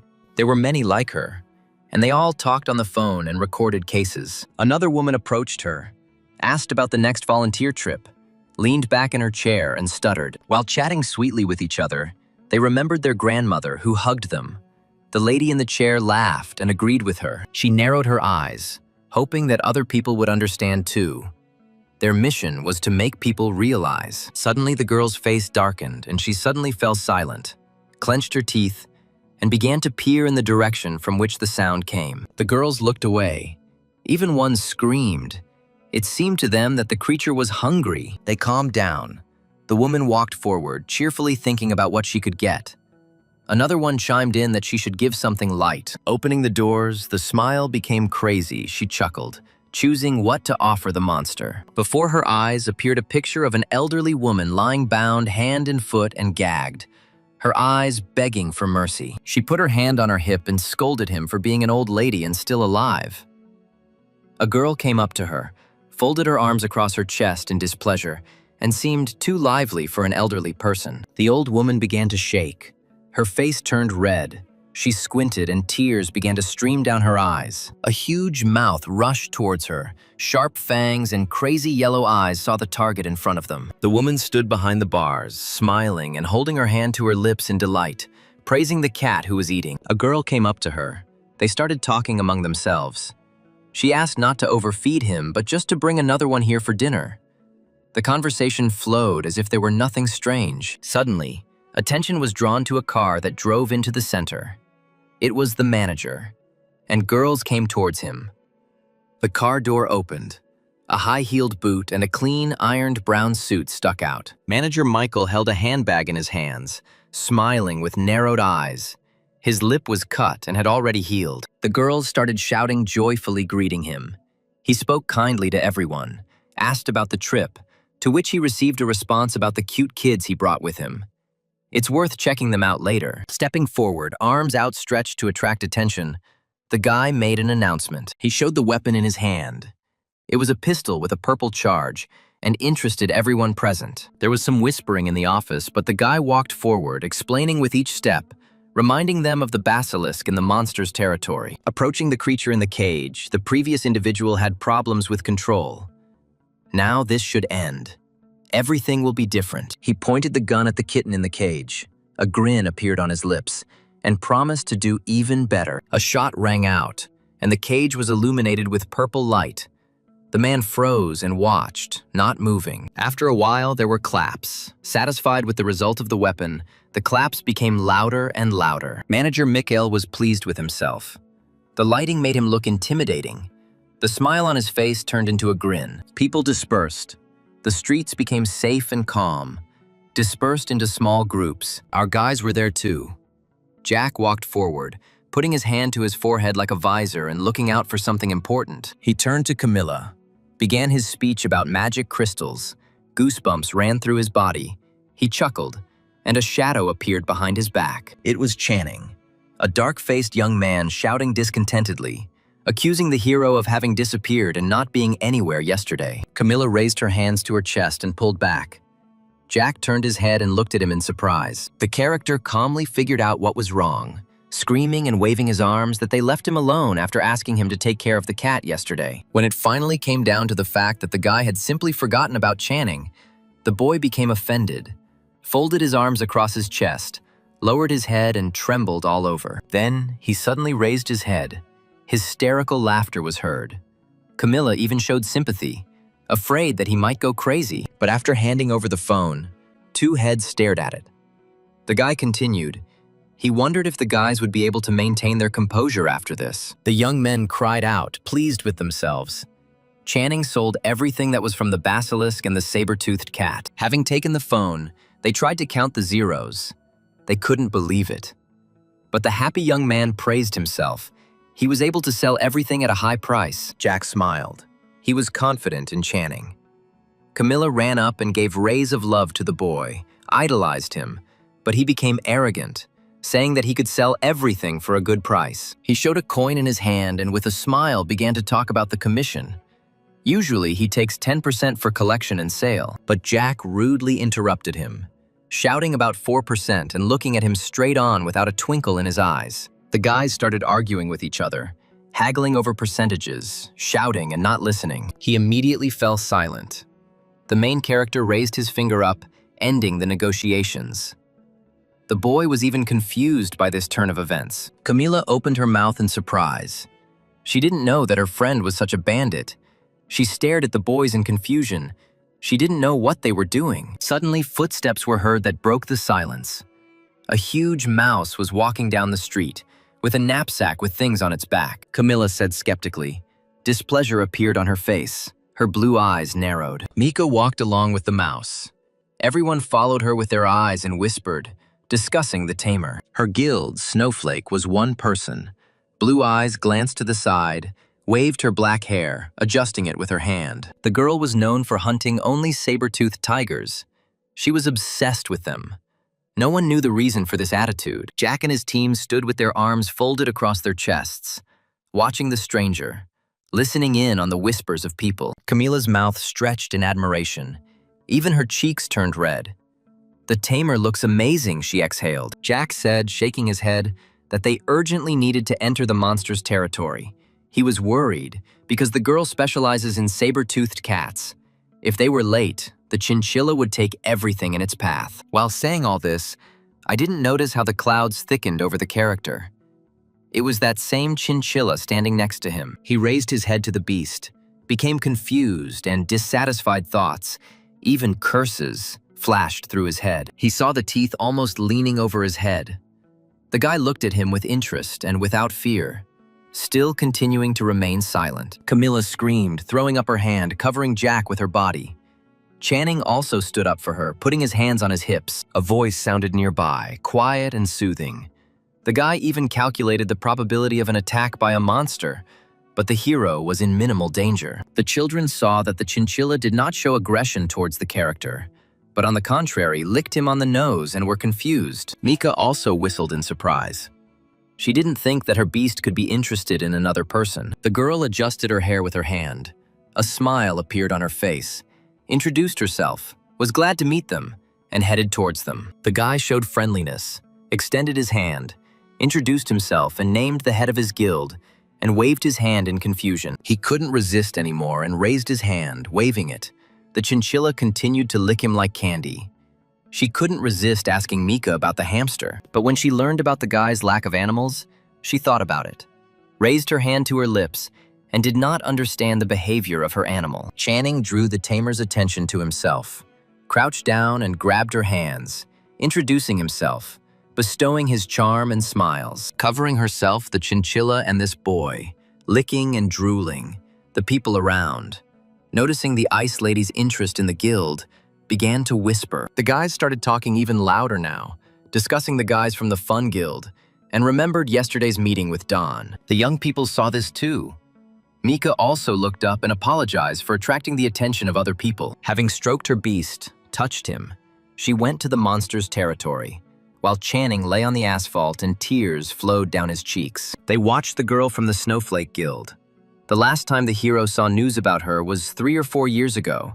Judging by how popular she was, she should have been promoted to the 3rd class. The question hung, which no one asked. Why the girl was still in 4th grade? Glanced sideways and froze. He chuckled, lowered his head, shook it and closed his eyes, driving away the thoughts that wouldn't leave his head. He turned to the guys, saying that they should also go inside. They agreed, although they were busy with something else. Channing was offered to stay right there. He was still lying on the asphalt, smiled and grunted in agreement. Jack and Camila walked down the hallway, looking around the place. The guy in front and the girl behind, looking back. The girl was surprised and did not understand where the monsters were. They had already walked 5 floors, but had not met anyone. The thought of another guild even flashed through our minds. We stopped on the stairs, wondering what to do, but decided that it was worth going up. Camilla walked with difficulty. Climbing the stairs was not very fun. On one of the flights of stairs, someone's voice shouted out. Looking out from the upper floor, the young man got angry. Everything around him went dark. He cursed. It was Michael from the Knife Guild in front of them. Holding onto the railing, a man descended, cursing at the youth. On the 1st floor, there was a sign that specified that the buildings were points of the Knife Guild. Camila screamed, "She doesn't accept this nonsense." But the guys got mad, swore at them. They don't even understand the language. Michael folded his arms across his chest and explained the point that if a cool guild took a good spot, the rest would just watch in silence. He leaned over the railing, clarified, especially relevant for a guild consisting of 2 people, and shouted, "To get out of here!" Jack didn't lose his head. On the contrary, he began to drive away this impudent guild, slowly starting to go wild himself. The man looked displeased, grimaced as soon as he heard the guy's speech about the ban on marking a place behind the guild. "He will file a complaint about the actions to the Ministry of Heroes," cursed the member of the knife team. The rest of the people from this guild stood behind the guy. Everything around darkened. An evil grin appeared on the lips, but Jack calmly asked again about the threat, counted the number of people on the team, and his blue eyes sparkled. "I thought about the location of the stairs. It's hard for 4 people to go down at once. I calculated the probability of winning, and it pleased me." People were already starting to slowly push the hero. They would try to repel the attack. They would light up with their body strength. The guy's chance of winning was 80%. The blades closed, and there was a crack. A bead of sweat rolled down the man's temple. Our hero didn't even flinch. But the attackers were starting to feel uneasy. He glanced sideways at his team members, became angry at their inaction, and shouted about the attack. One magician agreed with him. A fireball lit up in his hands. It grew larger and larger, gathering energy. Jack concentrated. His eye flashed blue and called to his partner without turning his head. After receiving a response from the girl, the boy rushed into battle, pulling out his weapon, with Camilla weaving a spell behind him. The magicians cast their spells. The girl poured blue cold into the attack. The attacking magician released his light as fire. Camilla and Jack ran downstairs, covering themselves with their hands from the dust that made their eyes water. And they even tried to breathe every other time. But the Knife Guild didn't understand at all, shouted about escaping and rushed after them in an attempt to catch up. The girl turned around, shouted menacingly, pointed her open palm at them, and a bright yellow light poured out. While the man was turning his head, the main character flew towards him from behind, moving silently and taking out a knife. The guy got his bearings, turned around, and the weapons clashed. The fire from the blades scattered in different directions. The trembling man clenched his teeth. He didn't understand. He didn't fully believe that the guy was really 4th grade, like himself. It was too hard to fight back. The young man flew to the side. His legs ended up in a vulnerable position, which the boy took advantage of. Having fallen, he could not hold on. A stream of abuse flowed from his mouth, threatening, scolding, threatening that the guild would find him. Jack smiled, recalling the words that the man had said about them taking responsibility for their lives. A slow wind enveloped the others in red threads. They realized that they were no match. They would not win. Camilla expressed doubt and suggested that the guy leave everything as is, using several abilities. The entire knife team wondered who was in front of them. The guy turned around, putting his hand on his hip. The guys discussed among themselves how to quickly put out the fire, But the magician was not very good in the water elements, so it took time. The black-haired man exhaled, putting his hands on his hips. They didn't find a single saber-toothed cat. He was upset that he was simply wasting his energy. He chuckled, suddenly suspecting something, turned around, clenching his teeth, interested in what was happening. The magician did not notice the actions behind him, calmly poured the water blade. The spell flowed from his hand. The boy even turned his head to say that the job was done. But there was no one to say it to. The black-haired guy was being squeezed in the teeth of a huge cat. Covered in blood, his eyes rolling back, with his last breath he begged his friend for help, his body shaking. The guy's eyes turned white. His mouth opened in horror. Drops of blood reached him, and the sound of his head crunching was heard. Camilla and Jack stopped and turned around, hearing a scream from the escape stairs. The young man immediately understood what had happened there. His tense face tried to concentrate, but they were shouting too loudly. But he concentrated and calculated that it would be unlikely for the boy to get out alive. And the face of a huge cat appeared. Jack saw a new species of saber-toothed cat, its eyes glowing blue. The guys froze in shock. Camilla spoke up, doubtfully asking about the existence of such a beast. The guy agreed, but he admitted that this was the first time he had seen such an incredible variation, with a protruding double tongue, yellow glowing eyes, and a size larger than them. The members of the Knife Guild shook, stuttering, and could not even reason or speak clearly. Jack turned to them and shouted an order to unite with them. This must be done now. I saw, to my great annoyance, only the backs of these cowards, shouting as they ran to stop fooling around. 4 people couldn't do it with that look. He looked, blue eyes sparkled. It is impossible for 2 people to cope with a 4th-grade variety, the young man thought. The girl and the boy gathered together. The monster was advancing, slowly but surely moving towards the guys. They prepared for battle. The young man clenched his teeth, sweat dripping down his face. He acknowledged the monstrous power. If he hadn't covered the sword with his element, it would have broken long ago. There was no point in wasting time, the guy reasoned. He needed to hit the monster with one blow. He bowed his head. His eyes flashed. Camilla cast a wind-slowing spell, pointing her staff towards the cat. The young man turned his eyes to her. She gave the order to her friend that it was time to attack, using her magic, and rushed towards the monster. There was a whistle. A light poured out and Jack missed. The saber-toothed cat simply dodged. The creature raised its paw. The boy flew away, coughing up blood.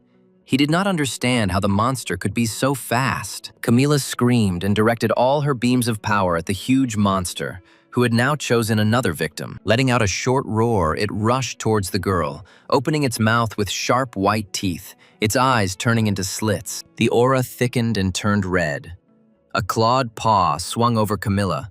She was confused and could not react quickly. The last thoughts that flashed across her darkened face were that she wouldn't have time to dodge, and she froze in shock.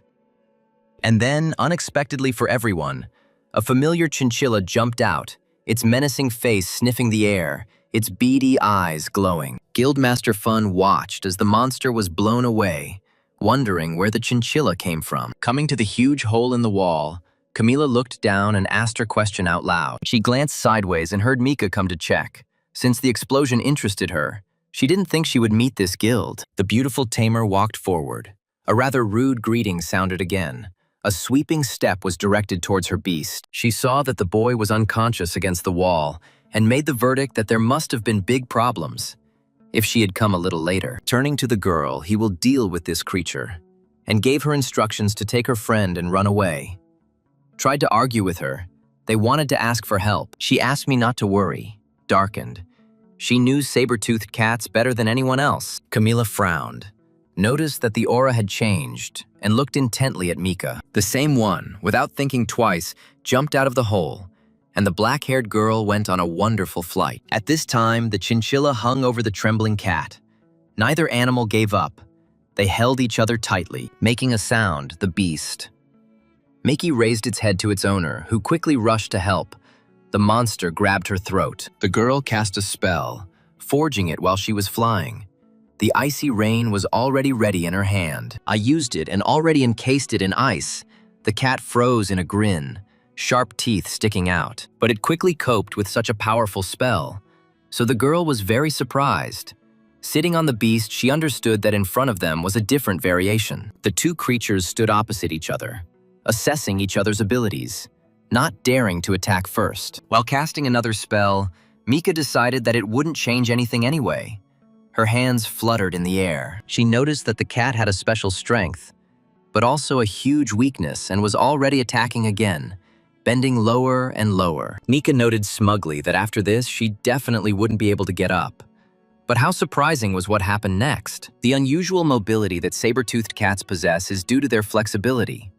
The black-haired lady prepared for battle, but she also knew that if their muscles contracted from the cold, their joints would not bear their weight and would collapse. Their battle would end then, she thought, when the ice arrow hit the cat. Camila stood and watched in shock. The species that she and Jack had a hard time fighting threw up its hands in confusion. The boy near the wall stirred, pressed his hand to his chest, called his head, and she screamed. Without raising his head, he took care of others. Immediately decided that it was worth helping Miki, he raised his hand to his mouth. The girl assured him that there was definitely no need to worry about her. Raising his head, the guy's eyes swam blue, and he barely audibly said that this was not the end.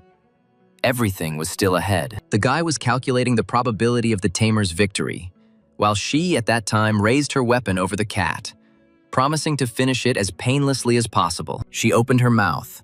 A deafening roar was heard.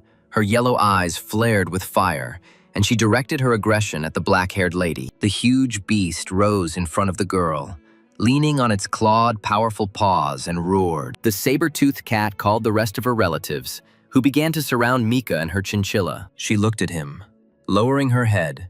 A slight fear splashed in her deep blue eyes. The probability of her victory was less than 10%. Leaning on Camilla's shoulders, Jack watched what was happening. Seeing that the monster had gathered all the cats nearby, he flashed an eye, frowned, and in the end, this is what happened and this is what came out. His focused face tried to concentrate on further actions. Then he turned his head to Camilla and asked about levitation. It wasn't perfect, but she could use it to some extent. He nodded to his thoughts. A ball of power lit up in his hand. With his other hand, he pressed the girl closer to him, holding her by the waist. She blushed, looked away, and screamed from such a possessive gesture. There was no other way out. He sped up, hugging the girl tighter and tighter, and picked her up in his arms. Camilla's scream was heard in flight. She was outraged that he had not warned about his actions. The boy was already descending. Mika was weaving a spell at this time, completely concentrated on the monster, her serious face expressing no emotions, and she didn't see at all that from behind, with her mouth open, blue eyes flashed when she felt movement behind her. The chinchilla rushed forward, defending itself and its owner. But there were too many saber-toothed cats. Wiping my face, I realized that there were too many of them. Exhaling air from my chest, I needed to find this variety. I needed to kill it faster. The girl suddenly fell silent and stared forward in shock, hearing someone's voice. The air was ringing. Camilla buried her face in the guy's shoulder. They were descending from above, apparently. Mika heard this sound. Jack shouted loudly so that the speech would reach her, so that the girl would quickly use levitation. In response, a frightened, heart-rending voice was already using a spell, drawing it behind the boy's back. Her blue eyes flashed, and she realized that she had managed to slow them down. But the little girl wasn't strong enough to stop them in midair. A bright blue light poured out of his hand. He wanted to save his mana, but there was no other way out. It worked. And leaving Camilla, he rushed, drawing his sword to help the girl, his blue eyes shining. Using the spell, the character flew into the attack in a blue-green light, shouting another magic about the blade of the wind, and the blade of the sword lengthened and sharpened in his hand. He landed, exhaled air, leaning on the stick, tried to use mana as effectively as possible, but it still took a lot of his strength. Mika was running towards him, shouting as she went that it was worth staying safe. He glanced sideways at her. He stood up and became indignant, but that was how he came to help. And in turn, the tamer began to argue. She did not want to accept anyone's help. He reminded her of saber-toothed cats, and the girl's face immediately became gloomy. Her blue eyes filled with light. She pressed her lips together. The memories were not very pleasant. Behind Camilla, The chinchilla growled and was about to turn its head, puzzled. Mika was acting too self-confidently. But the guy had already calculated the probability and came to the conclusion that these were not the same ones. The monster summoned more and more new cats, growling and shining yellow eyes. There were already quite a few saber-toothed monsters surrounding the creature. With each growl, more and more appeared. Mika stood behind Jack, stunned. According to her calculations, the monster's joints should have already fallen apart, but the guy was sure that the cat could restore them. She raised her head, never having seen such healing abilities in a representative of this species before. Memories immediately reminded her of the past, when she stretched out her bloody hands to the side, wanting to save, but it did not happen. The guy had no idea what the girl was facing. He turned around and looked at her. The new type of cat was only slightly wounded. They should work together now, but the character remained unanswered. The girl rushed forward, waving her arms, not stopping for a second. He gritted his teeth, looked intently, did not understand why Mika had suddenly become so reckless. Now he knew that she was the reason for working alone. He turned to Camilla and shouted for cover. The girl was already running, ready to protect her friend. The saber-toothed cats scattered and could no longer be stopped, rushing towards the heroes, their eyes flashing, their sharp claws out and their mouths opening in a terrible grin. The girl ran away, dodging the invasion of cats, while they tried to catch up with her and scratch her with their claws. She turned around. A grin appeared on Mika's face no worse than a cat's, and she shouted for them not to disturb her. The cat attacked from above. The tamer became confused and fell silent. A small delay turned out to be solvable. They were regaining their strength too quickly. Jack jumped up and warned him not to eat Mickey, as cold food could give him a stomachache. The chinchilla angrily flashed its little yellow eyes and fiercely fought off the attacks with its paws. Camilla's help came in handy. She directed her spell with the help of a spear, and it flew to its target. The guy jumped up, swinging his sword. Now it will all end now. A joyful thought flashed through his mind, but then she disappeared. Blocking the road, Mickey stood with her arms outstretched, asking not to kill the saber-toothed cat. The young man was confused, raised his hand, did not understand what the girl was doing. They had to kill him before he recovered. Mika continued to stand her ground. She needed a saber-toothed cat to capture the species without killing it. Jack got angry, angrily assured that it was worth killing the cat, and the tamer's answer provoked anger. The guy's face changed. He grimaced. He didn't understand the reason for such behavior. He frowned. The monster behind the girl glowed with a bright light, stuck out its tongue and almost attacked her, but she stubbornly stood her ground. The boys grew gloomy. The aura thickened. They did not understand what was happening, and the behavior of the tamer made them think. The young people turned around, and behind them there were also cats. It was that monster who called the saber-toothed ones to surround the heroes. He lowered his eyes, cursed. His mana was running out. What should they do now? The hero could not concentrate on his actions. Help came from the outside. They put out their swords. The guy and the girl saw strangers. He heard a rough voice calling them amateurs. The voice was familiar. The boy frowned, his eyes narrowed. Despite the fact that the guys passed the exam for promotion, they can't handle a couple of cats, the guild members whispered among themselves.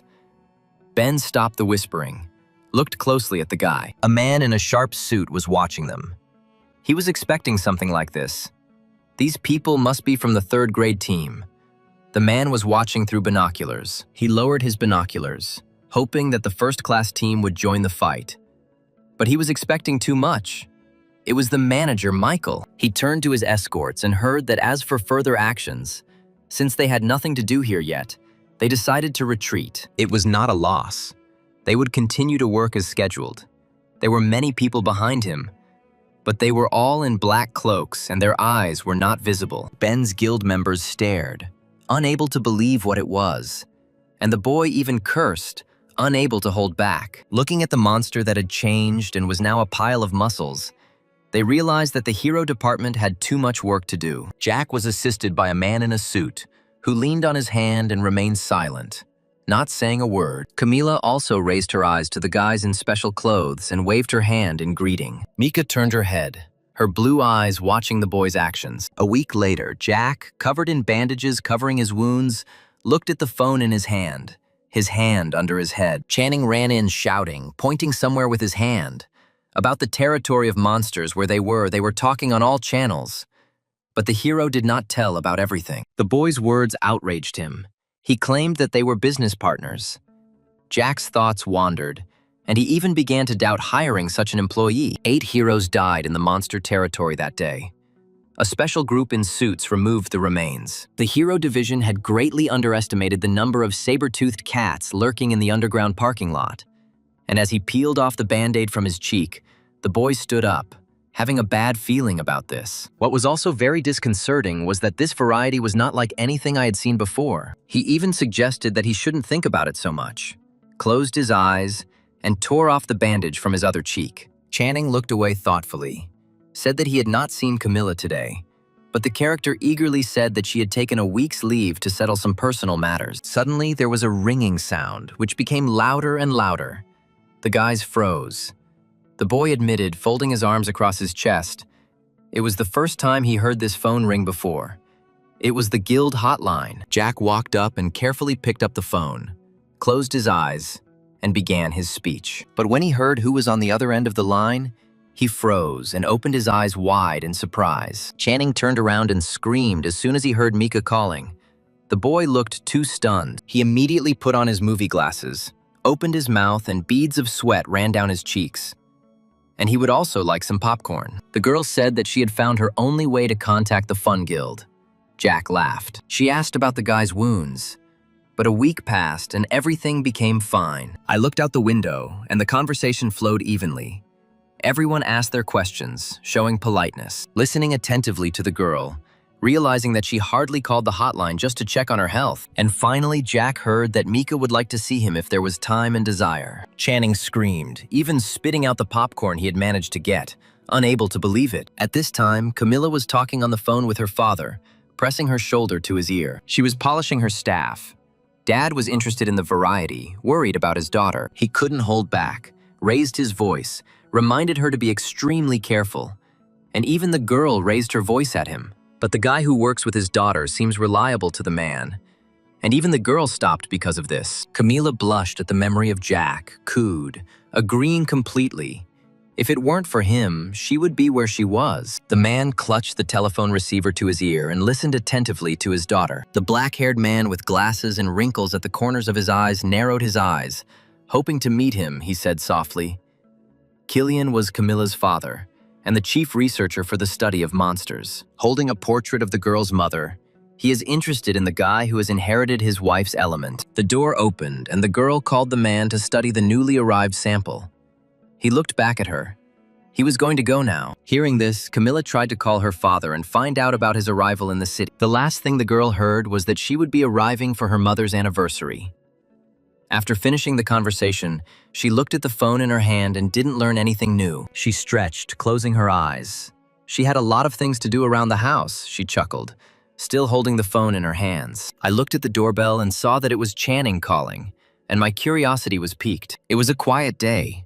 People were walking and going about their business. The warm sun was shining. Jack was walking down the street, one hand in his trouser pocket, wearing a nice suit and a white shirt. He remembered the boy who handed him a bracelet, which was considered to bring good luck. He put it on and looked sideways. He tore himself away from his thoughts. The hero turned his head at the call, was surprised. His eyes widened. His hand hovered. Mika walked towards him, modestly raising her hand to her hair, looked at the guy, was late, and now was confused. I assessed her appearance. The hero calmed her down, assured her that he had only just come up, and she exhaled. They headed there together. The table was reserved.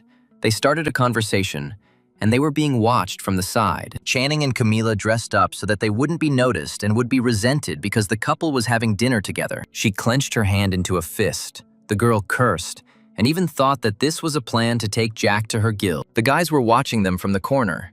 They were chatting nicely and didn't suspect they were being watched. They drank coffee and other drinks. They liked everything, and generally behaved like old, good friends. Next on the agenda was a shooting range, where they laughed, shot at targets, and spent time together. The boys watched, and everything seemed strange to them.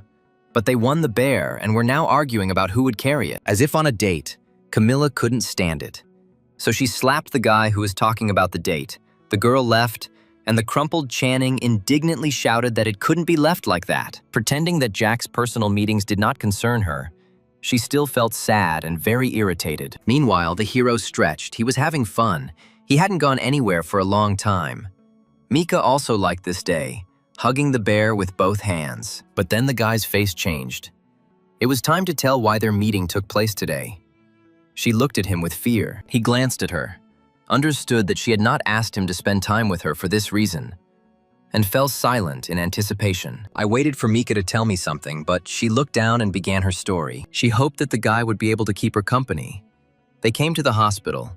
The guy stopped and looked at the girl with confusion. The girl passed by, told the hero about her sister, and he followed her, still lost in the riddles. Jack's eyes lit up, light streaming from them, calculating and analyzing. Seeing the girl connected to the machines on the bed, his ability was immediately activated as soon as he crossed the ward. Sonia was Mika's sister. Her blood pressure was weak. Although her breathing was stable, she had Manny discoloration syndrome. I was amazed by this diagnosis. It was the first time I encountered it, so I was surprised and looked carefully. Mika walked forward a little with the toy and explained the reason for hunting only saber-toothed cats. It was all because of her sister. She continued her story. 4 years have passed since the cat attacked them, and the girl is still in a coma. Realization took hold of the hero. He understood the true motives of the tamer. Adjusting the blanket, Mika agreed. She was looking for a way out and thought that she could continue. Doubts overwhelmed her. She was afraid that she had made a mistake. She had thought then that healing the species might help her sister. But the reports she saw today showed no connection. She lowered her head, began to apologize for her behavior that day, and everyone was in danger because of her. Jack waved his hands, calming her down. It darkened again, began to read the probability. The eye flared, determined the profile. The girl standing in front of him was the most important figure for the growth of the Fun Guild. Currently, 1/4 of the required number of people has been collected, so doubts have taken hold of the guy. Memories immediately brought back memories of such probability statistics before, when Channing was saved. Then he was still trying to stop the girl who was angry with Channing. He extended his hand in an attempt. The boy sat on his knees, lowered his head and closed his eyes, tears congealing in the corners of his eyes. He froze, as if he was thinking about something for himself.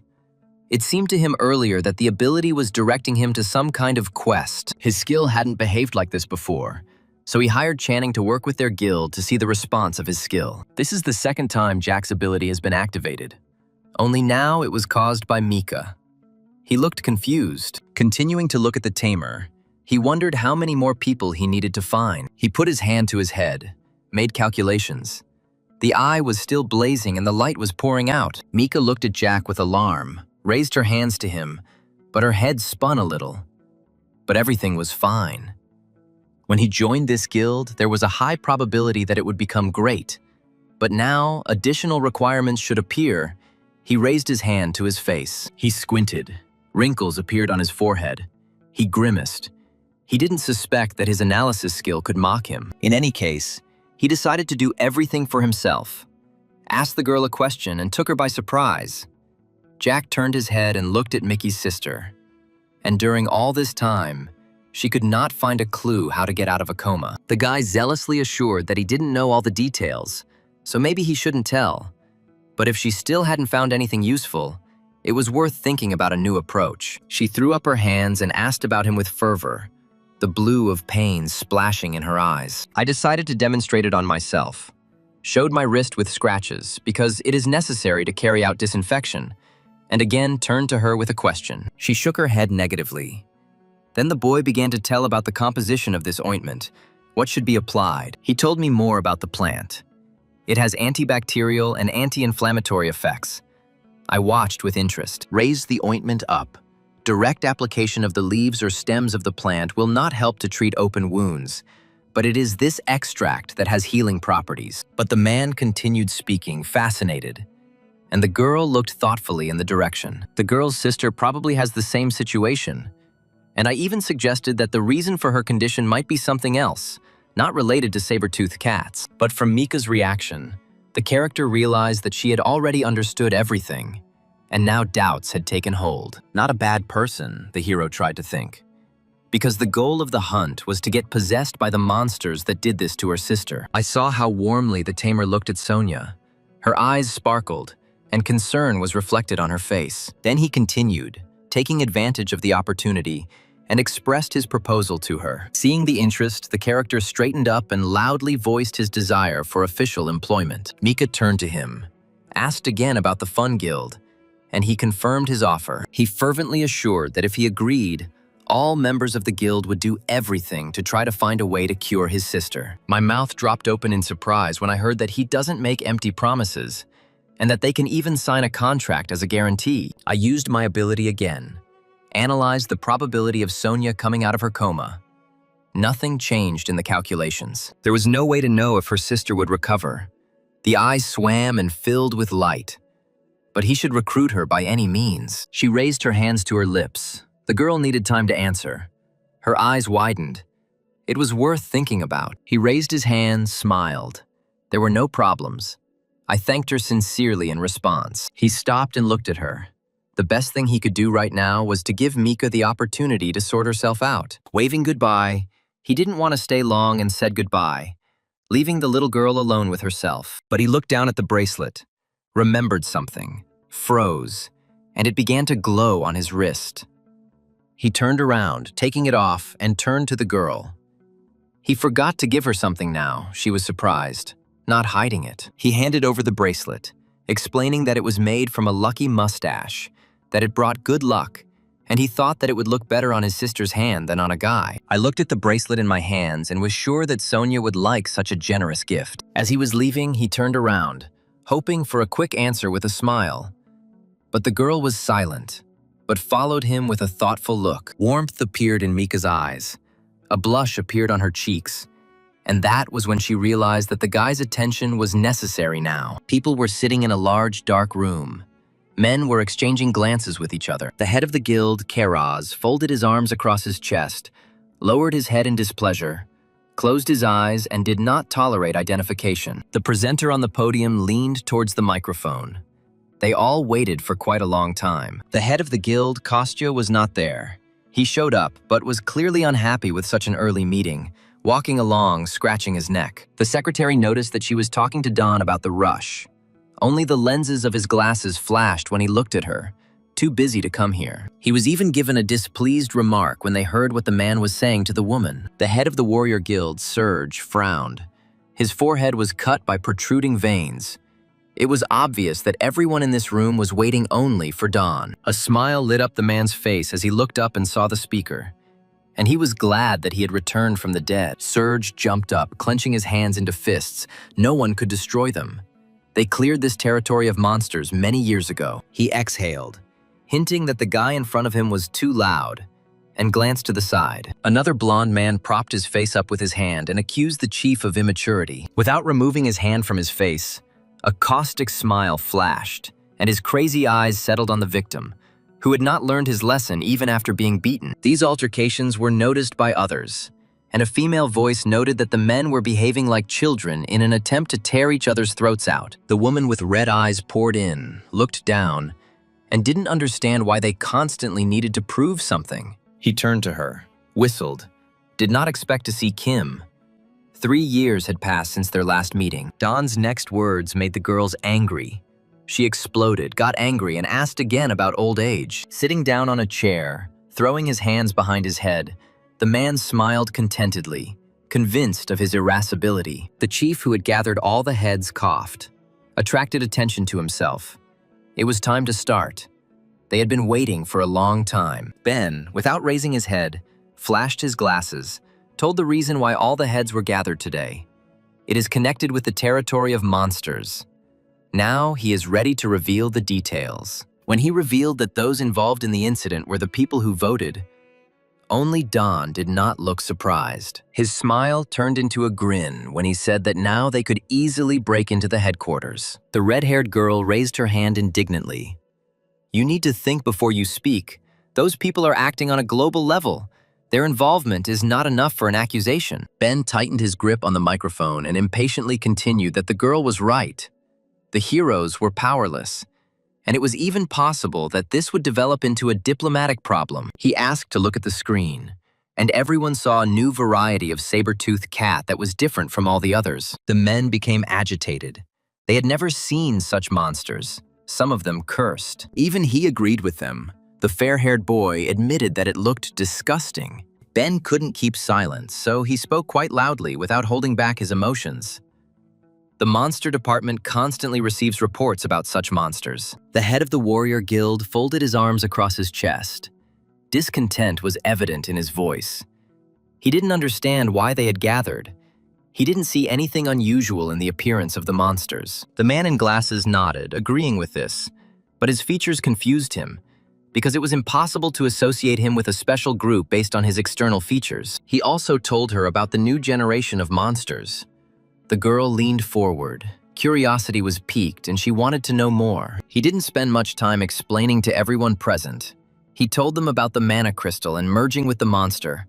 For everyone, it was a new discovery. Beg leaned his hands on the table and started talking about how they were just studying the crystal, and that it was in the new model cat that such a crystal was inserted, and that it was created artificially. Everyone started whispering.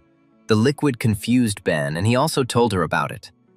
The secretary asked Don if he knew something, without changing her position. But he didn't know anything except that the elementals were absorbing him. The guy fell silent, thinking. He understood everything correctly about the result of the experiment with liquid mana. Thoughtfulness appeared on his face. The blonde boy couldn't help but grin, hoping that there was still something that hadn't been decided. The doubt in his voice betrayed sarcasm.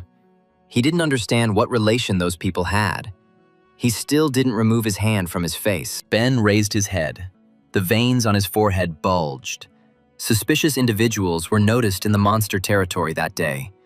So this decision was made. He said that he noticed a drone, and they were even able to recognize a person wearing glasses. Having zoomed in, he showed a black-haired man with glasses on the screen and told the available information about him. 4 years ago, he was still a researcher at the Faculty of Magical Engineering, but was soon fired due to an incident. Ben turned on his tablet. The screen lit up and he began to read, simultaneously telling the others. A young man stole mana crystals and conducted an illegal experiment on humans. Therefore, based on the evidence, he was considered the prime suspect in this situation. In order to detain Michael, they are now asking for help from all the heads of the guild, assistance in the investigation. At the bus stop, the guy started pointing somewhere to the side, discussing the man's appearance. All this reached Jack, who was holding the phone in his hands and reading something attentively. The guy was trying to figure out what was going on with Camilla. She wasn't responding or reading his messages, but he needed to discuss one important detail today. Although he had not yet received a response from Mika, it was still worth talking about hiring a tamer. He weighed all the possibilities and came to the conclusion that it would be great to get such an experienced guy. He sighed. A bead of sweat rolled down his cheek. The only problem is that they don't have enough finances to attract such a person. The car stopped abruptly.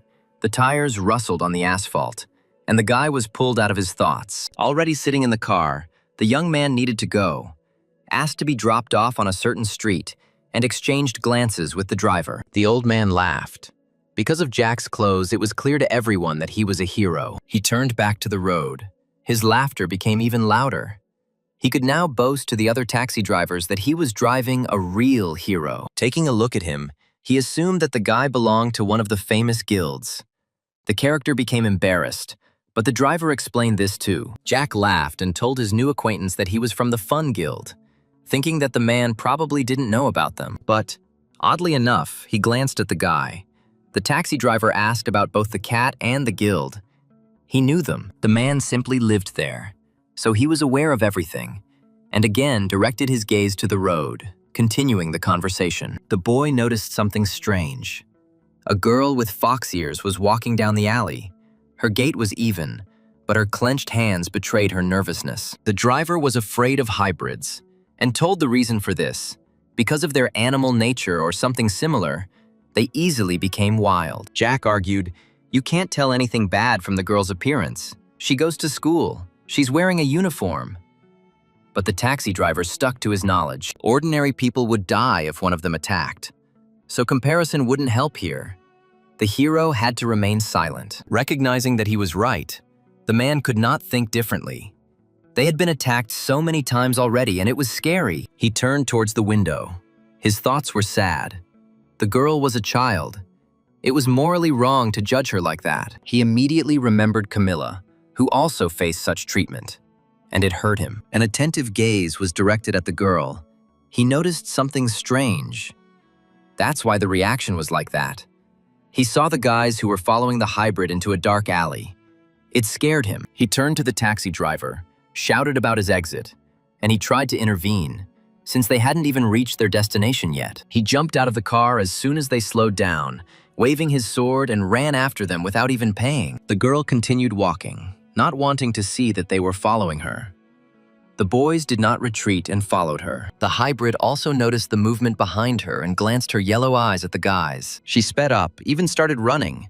But the boys didn't like it and froze. One guy in a mask caught up with her and covered her mouth with his hand. Only screams came from her. She tried to get out. The rag was soaked with something, so the girl fell. They caught her under the arms and legs, happy that this time they had caught a young hybrid. Jack appeared behind them. He didn't remain silent and asked them what to do. The guys froze, sweated. Fear was reflected on their faces. The hero warned that he would count, and on 3, the girl should be released. Otherwise, it would be bad for everyone. He started counting and immediately rushed towards them, taking out his sword. The guys were confused. 3 seconds is not enough. A thug appeared and covered the road with his hand, froze like a stone wall. Jack leaned against his hand. He spoke menacingly without changing his expression about his business, which should not be interfered with. Jack's eyes blazed. He didn't understand who he was or where such a big guy came from. Camilla looked at the caller's phone but didn't dare pick it up, so she continued to hypnotize. Channing, sitting on the couch, raised his hand, not understanding why she was not answering Jack's calls and messages. But the girl was indignant and lied about spam. Besides, there was no reason for her not to answer the guy. She picked up the phone and closed her eyes, snapping at the guy. She opened her blue eyes, worried that Jack had been gone for so long, looked at the phone in her hand, and didn't understand those messages either. At this time, the character was drawing his sword when a thug blocked his path, and the girl was carried away on his shoulder. Without straightening up, the hero asked about this man and warned that if he stepped aside, no charges would be brought. The guy's words had no effect. He raised his fist over him, shouted that it was time to die.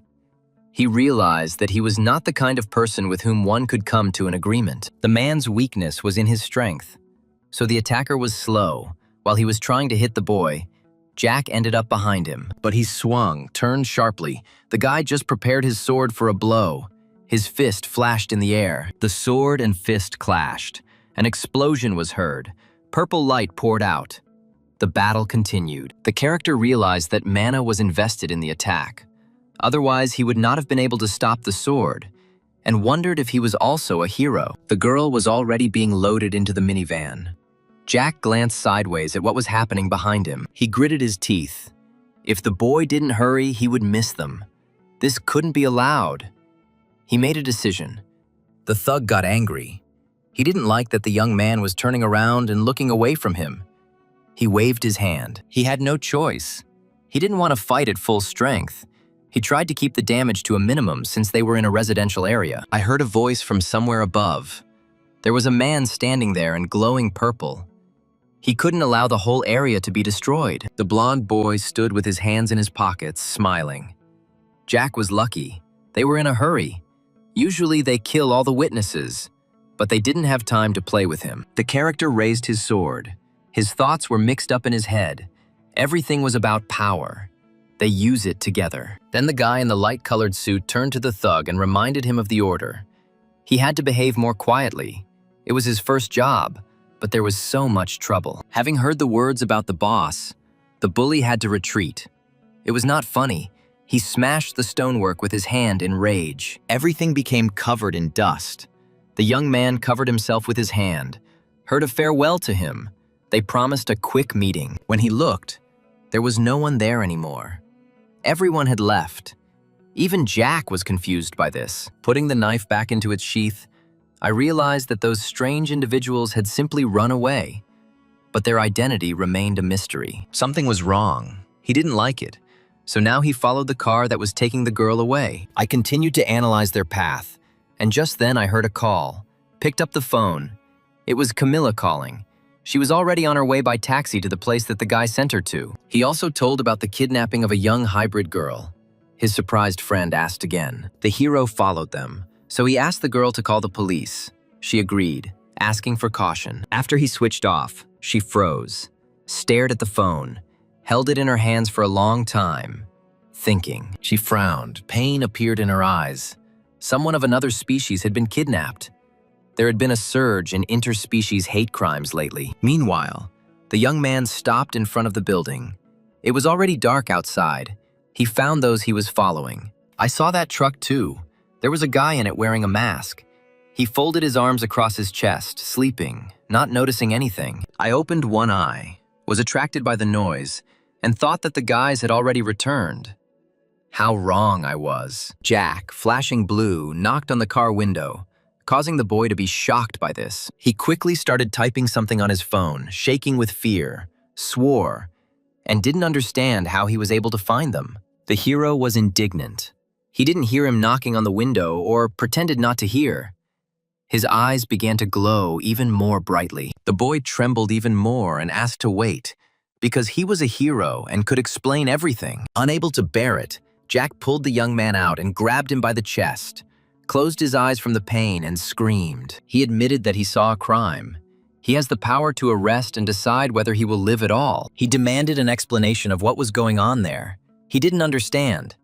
And in the room, there were many different creatures, tied at the hands on their knees, sitting on the ground. A man in a black suit was carrying someone wrapped in a bag on his shoulder. The seriousness of the situation was frightening. The other guy folded his arms across his chest. A smile appeared on his lips. The special item they picked up today was very impressive. She fell to the floor, a hybrid of a human and a cat. She was ordered by a VIP client. Fear appeared in her yellow eyes. Having removed the gag from her mouth, the girl screamed in pain and resentment, fearing for her life and the unknown of what would happen next. She begged the men to let her go, but they laughed at that and were glad that she was in good spirits. She raised her head and started talking about money, maybe giving away everything she had. And the laughter grew even louder. She worked hard all summer to earn money. He agreed with her this time and nodded. He raised his hand and admitted that it was a pittance compared to what was promised for it. He grabbed the girl by the hair, lifted her up towards him and whispered angrily, bringing his face closer. He spoke openly about the experiment on the hybrid. Tears froze in the corners of his eyes and his mouth dropped open from this. But he calmed down. The attitude towards them was different, but it was better to continue than to send him to the slaughterhouse. She looked at the others, who were no longer moving, only covered with a bloody rag. The guy left, waving his hand. They had time before the client arrived. They needed to prepare everything and remove the bags. The girl screamed angrily, raising herself up on her elbows. Their actions are illegal. She started to speak, but the man interrupted her, laughing and asking what they would do to him. Not believing the threat, the boy's words were firmly lodged in the hybrid's head, reminding her of what the monsters had done to people. And she lowered her head. The red color illuminated the girl's body. She had nothing to do with it. She didn't want it. She bent over, clenched her teeth as if in pain. I need to get out urgently, even if I go crazy. But the mana is blocked. A man came up from behind and raised his hand as if to strike. He lowered his hand and pressed it to the ground, squeezing it tighter and tighter. The girl didn't understand what was happening. A smile flashed on his rough face. He told about the mana suppressor, which is very effective on hybrids, and took all precautions. The man in the shirt stopped the guy. There was no point in damaging the goods, but he stood his ground. He was sure that hybrids were nothing but trouble. He just turned his head and said something about the message. The girl needs to be taken to the living room, and if she starts to pass out again, then it's worth knocking her out. But the words got stuck. Something strange at the top attracted the attention of the young people. They raised their heads. There was a crack. The ceiling fell to the floor. Dust rose up, and people covered their mouths with their hands. Jack appeared, glowing blue, his hand clenched into a fist, and announced that he was arresting them on charges of illegal alien trafficking and kidnapping. The guy in the suit turned around and explained about the hero. He had already seen him. The leader flared up, He should have known this. The character saw tied-up, trembling people. The culprits were just those guys. He looked around. The situation was even worse than he thought. At first, he wanted the police to deal with them, but with the chaos going on, he changed his mind. He lowered his head, his eyes filled with blue light, pulling his sword out of its sheath. They are monsters more than all the others. A man in a shirt fell to the floor. Just forgiveness. They were just following orders. Their boss is holding them by the throat. The guy stood up and decisively asked about the main one. He needed to find him. He laughed unexpectedly loudly and angrily, rising. He would not answer like that. It was indicative. He gave the order, and our character was surrounded by several men with swords in their hands from different sides. As soon as the blow was struck, the boys' swords clashed. But the hero was not there. Jack was already on top, crouching in the air, mocking them, cursing. The boy landed and realized that they had used cover so that he wouldn't see them and they would attack in a crowd. So he rushed forward, trying to attack the man. A sword appeared behind him with a sword over his head and was about to crush him.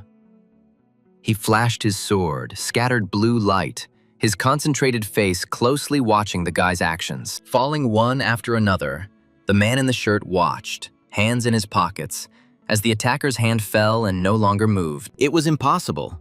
The hero knocked down all the people. All of them were no weaker than the 5th-rank heroes, slowly moving towards the leader. There was no escape.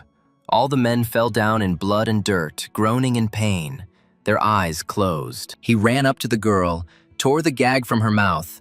Her frightened eyes watched her attentively, and she exhaled a question. Jack looked at her with warmth. He was here to help her. Now she was free, he reassured her. Untying her hands, he continued his speech. The police were already on their way.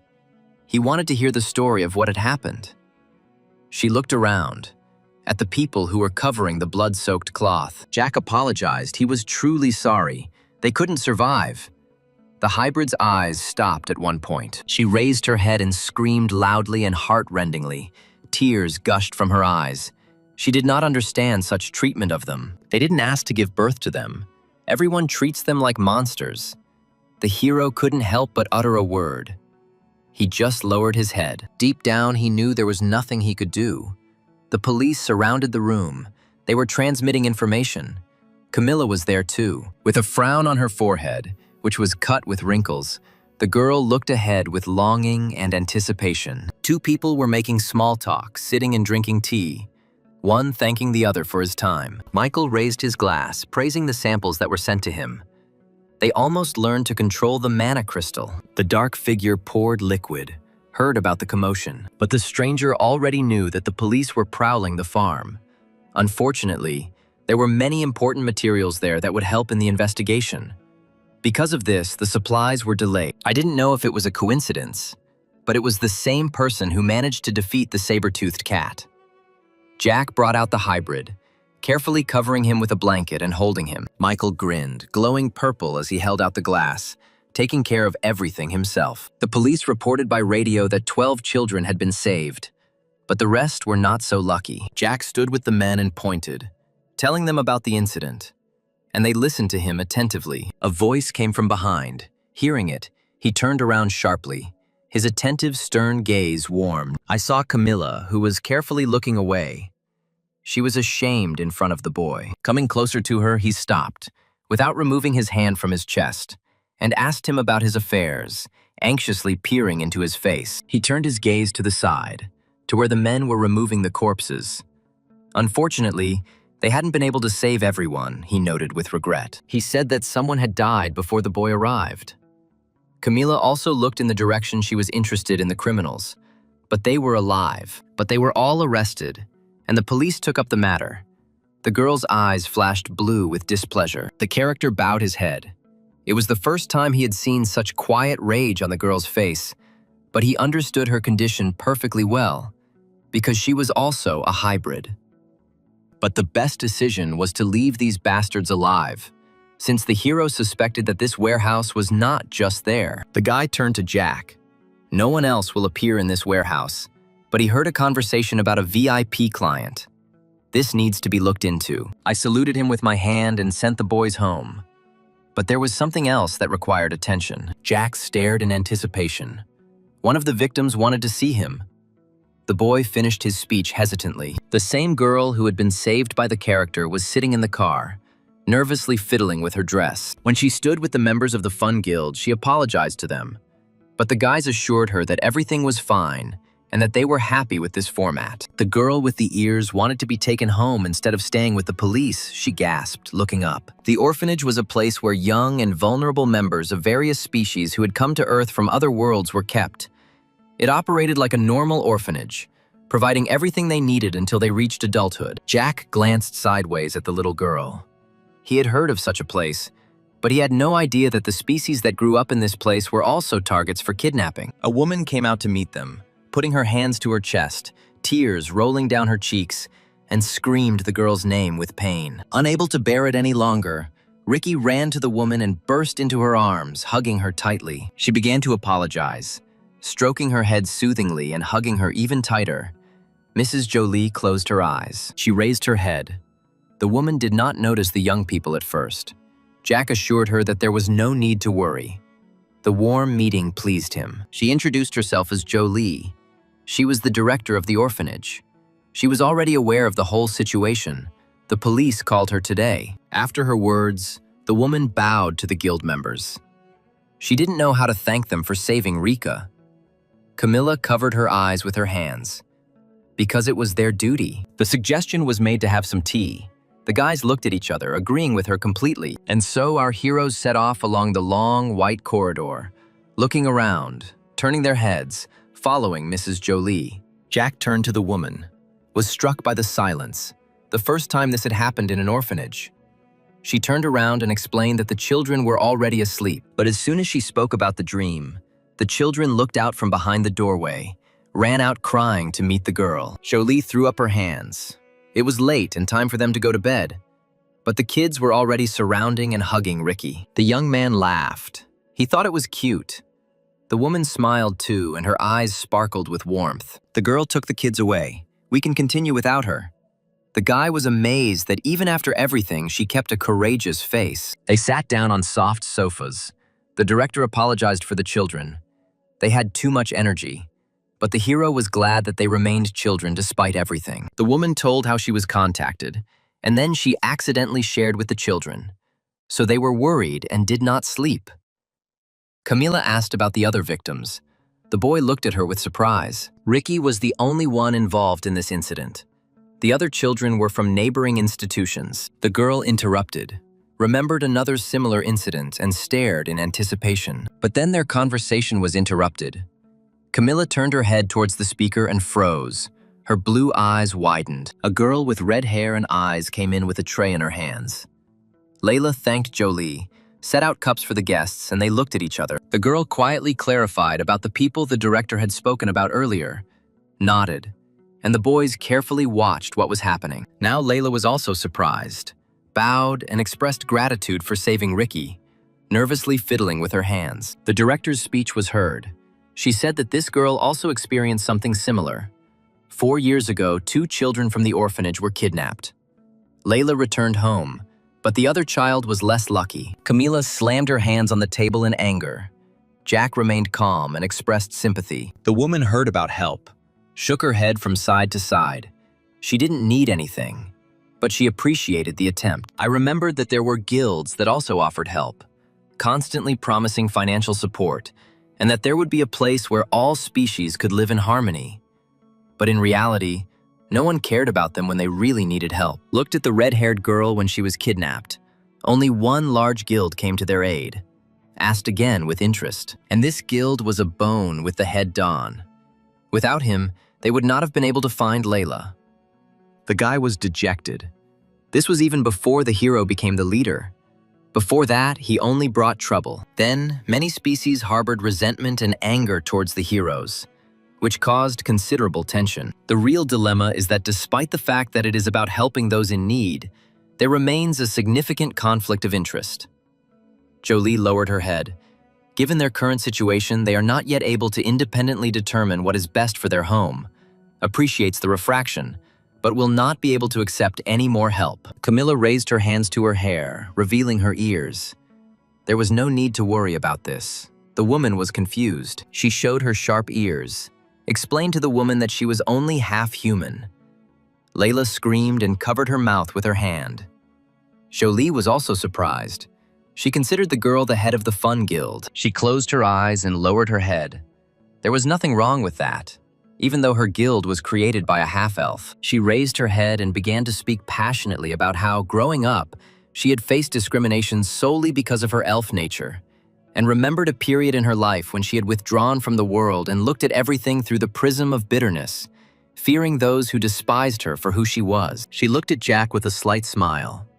Then she realized and continued her speech that there are people who choose understanding over prejudice. They can really change the situation for the better. She turned to the director, who was also the same person, and raised her head. The woman opened her mouth in amazement. Jolie felt something, as if the wind of change had touched her too. These guys could change some things. And this breeze of hope blew to the one who was thirsty for change. Ricky spied and eavesdropped with trepidation in her soul. After the conversation, Camilla bowed to Jack, asked him for forgiveness, but there was no need to apologize, was his answer. The girl had promised the largest donation they could accept, so now she was scolding herself for her words. Despite all this, the guy admired that today the girl behaved like a real guild leader and would support her until she did something dangerous. The girl was embarrassed, raised her hands to her face, her cheeks turned red, and tears glistened in her eyes. She breathed out the guy's name, but then she folded her arms across her chest and noted with displeasure that she didn't understand the reason for meeting with Mika. It hurt more than she thought. They interrupted her again. Ricky ran towards them. The guys looked at her, stared in anticipation. The hybrid was in a hurry, nervously fiddling with her hands, afraid that she had missed her, breathing heavily, and her eyes were burning with determination. Jack spoke up, asked the reason for their appearance. The girl bent over to catch her breath. She had something for them, straightened up, pressed her hands to her chest, thanked again for saving her. Because of the shock, she had not been able to thank him properly earlier. I closed my eyes. Tears streamed from my eyes, and I found the strength to move on only because of the guys. The young people listened to her attentively. The girl wanted to give a gift, Camilla asked politely. Immediately, a gentle blue light illuminated them all. She pulled out an artifact of the world that Ricky considered her home. Jack's eyes became the same color as the artifact in his hand. Surprise was reflected on his face. She put her hand on Camille's shoulder and explained what this object was with admiration in her voice. Camilla folded her arms across her chest in displeasure and was indignant. Unable to believe that Jack seriously wanted to invite Mika, he reasonably noted that the fourth-rank guild should attract new talents. Extended his hand, covering his eyes. The guy stood his ground. The girl thought that they weren't on a date then. She closed her eyes and felt awkward. She had been wrong all this time. She sat down, still holding her hands on her chest. She didn't believe that they could hire someone like a tamer. But it was worth a try, the young man assured. She pointed her finger. After thinking it over, this would be the first and last time. Everything else is negotiable. She coughed into her hand, leaned over, and at this point she considered the conversation over. But there was one more thing left. A gift from Ricky. The girl asked when they would be able to use it. He was confused. He took out that crystal. The girl brought it from far away. Camilla waved her hand. Apparently there was more power in it than in all those 100 that were found. Jack admitted that he could have passed it on to his spirit, but thought it might be a good learning opportunity. She asked again in surprise, not understanding a bit about the training. But the guy was already absorbed in something else. A blue lump flew out of his chest. The boy screamed and followed it with his eyes, uncomprehending. I calmed my spirit. There was nowhere to hide in this place. The girl still stood there discontentedly. The spirit flickered in the air. The boys watched it, and Jack noticed with displeasure that his head hurt from the flickering. Camilla thought in shock. She couldn't believe that she was talking to a spirit like that. She saw the closeness between them. He pointed his hand at the mana crystal, lured the blue flame, tempted it with power. The ball jumped up to the crystal, but the hero stopped it with his hand. Not so quickly. He remembered the incident in the Cost Guild and that awkwardness too. He stopped the ball with 2 fingers and scolded him. If this continues, he will not receive the crystal of power, the spirit growled. Giving commands and watching the spirit carry them out, Camila frowned, not expecting the guy to teach strictly. Remembering the relationship between mother and spirit, there they were more friendly. But here they are different, like with a pet. She closed her eyes, clenched her fist, and started to cry. But the blue ball chose its owner. Jack praised the spirit, even allowed him to eat the mana crystal, and smiled. Everything around was illuminated with blue light. The reaction was much stronger. I assumed that this was because the spirit absorbed more mana. Don's words came to mind. Falling somewhere down. The guy plunged into some kind of reality, heard a voice. Trying to look around, warned an unfamiliar voice about empty excitement. Jack was inside the virtual space. I swam closer, didn't understand what was happening, and didn't know that the spirit could speak. Thanked for the crystal. I noticed that the sphere began to disintegrate. I was worried about the spirit. I didn't know the reason for the conversation. He revealed the secret. Someone is following them. The boy was surprised. He didn't think that someone knew. Then the spirit said that with the help of the crystal of power, one can become stronger. Anyone who uses crystals can do this. The voice warned about the environment. It is worth taking a closer look at everyone. Sometimes those whom we trust the most hide the most from us. Jack screamed. He couldn't get his head around the fact that someone nearby was a traitor. But the hero himself would have to find out. He heard about Camilla's defense. He cried out even louder. The successor was chosen for this. He got angry. They pushed everything onto him. Without understanding, the guy cried out in resentment. Too little time was given for the meeting. Beads of sweat streamed down his face. The girl anxiously asked about her health. He whispered her name. The boy began to move away from what he had experienced. The young man found himself on the floor, rising as he heard the worry in Camilla's voice. Raising himself up on his elbows, he told her who he had met, and she asked again as if she had misheard. He looked down, didn't know how to explain, and tried to understand what had just happened. The boys raised their heads and saw a glow under the ceiling that began to take the form of a creature. Jack realized that the spirit looked like a little girl, who appeared next to him. Some people in the room were doing something with chemicals. 2 men were standing waiting. The experiment was conducted.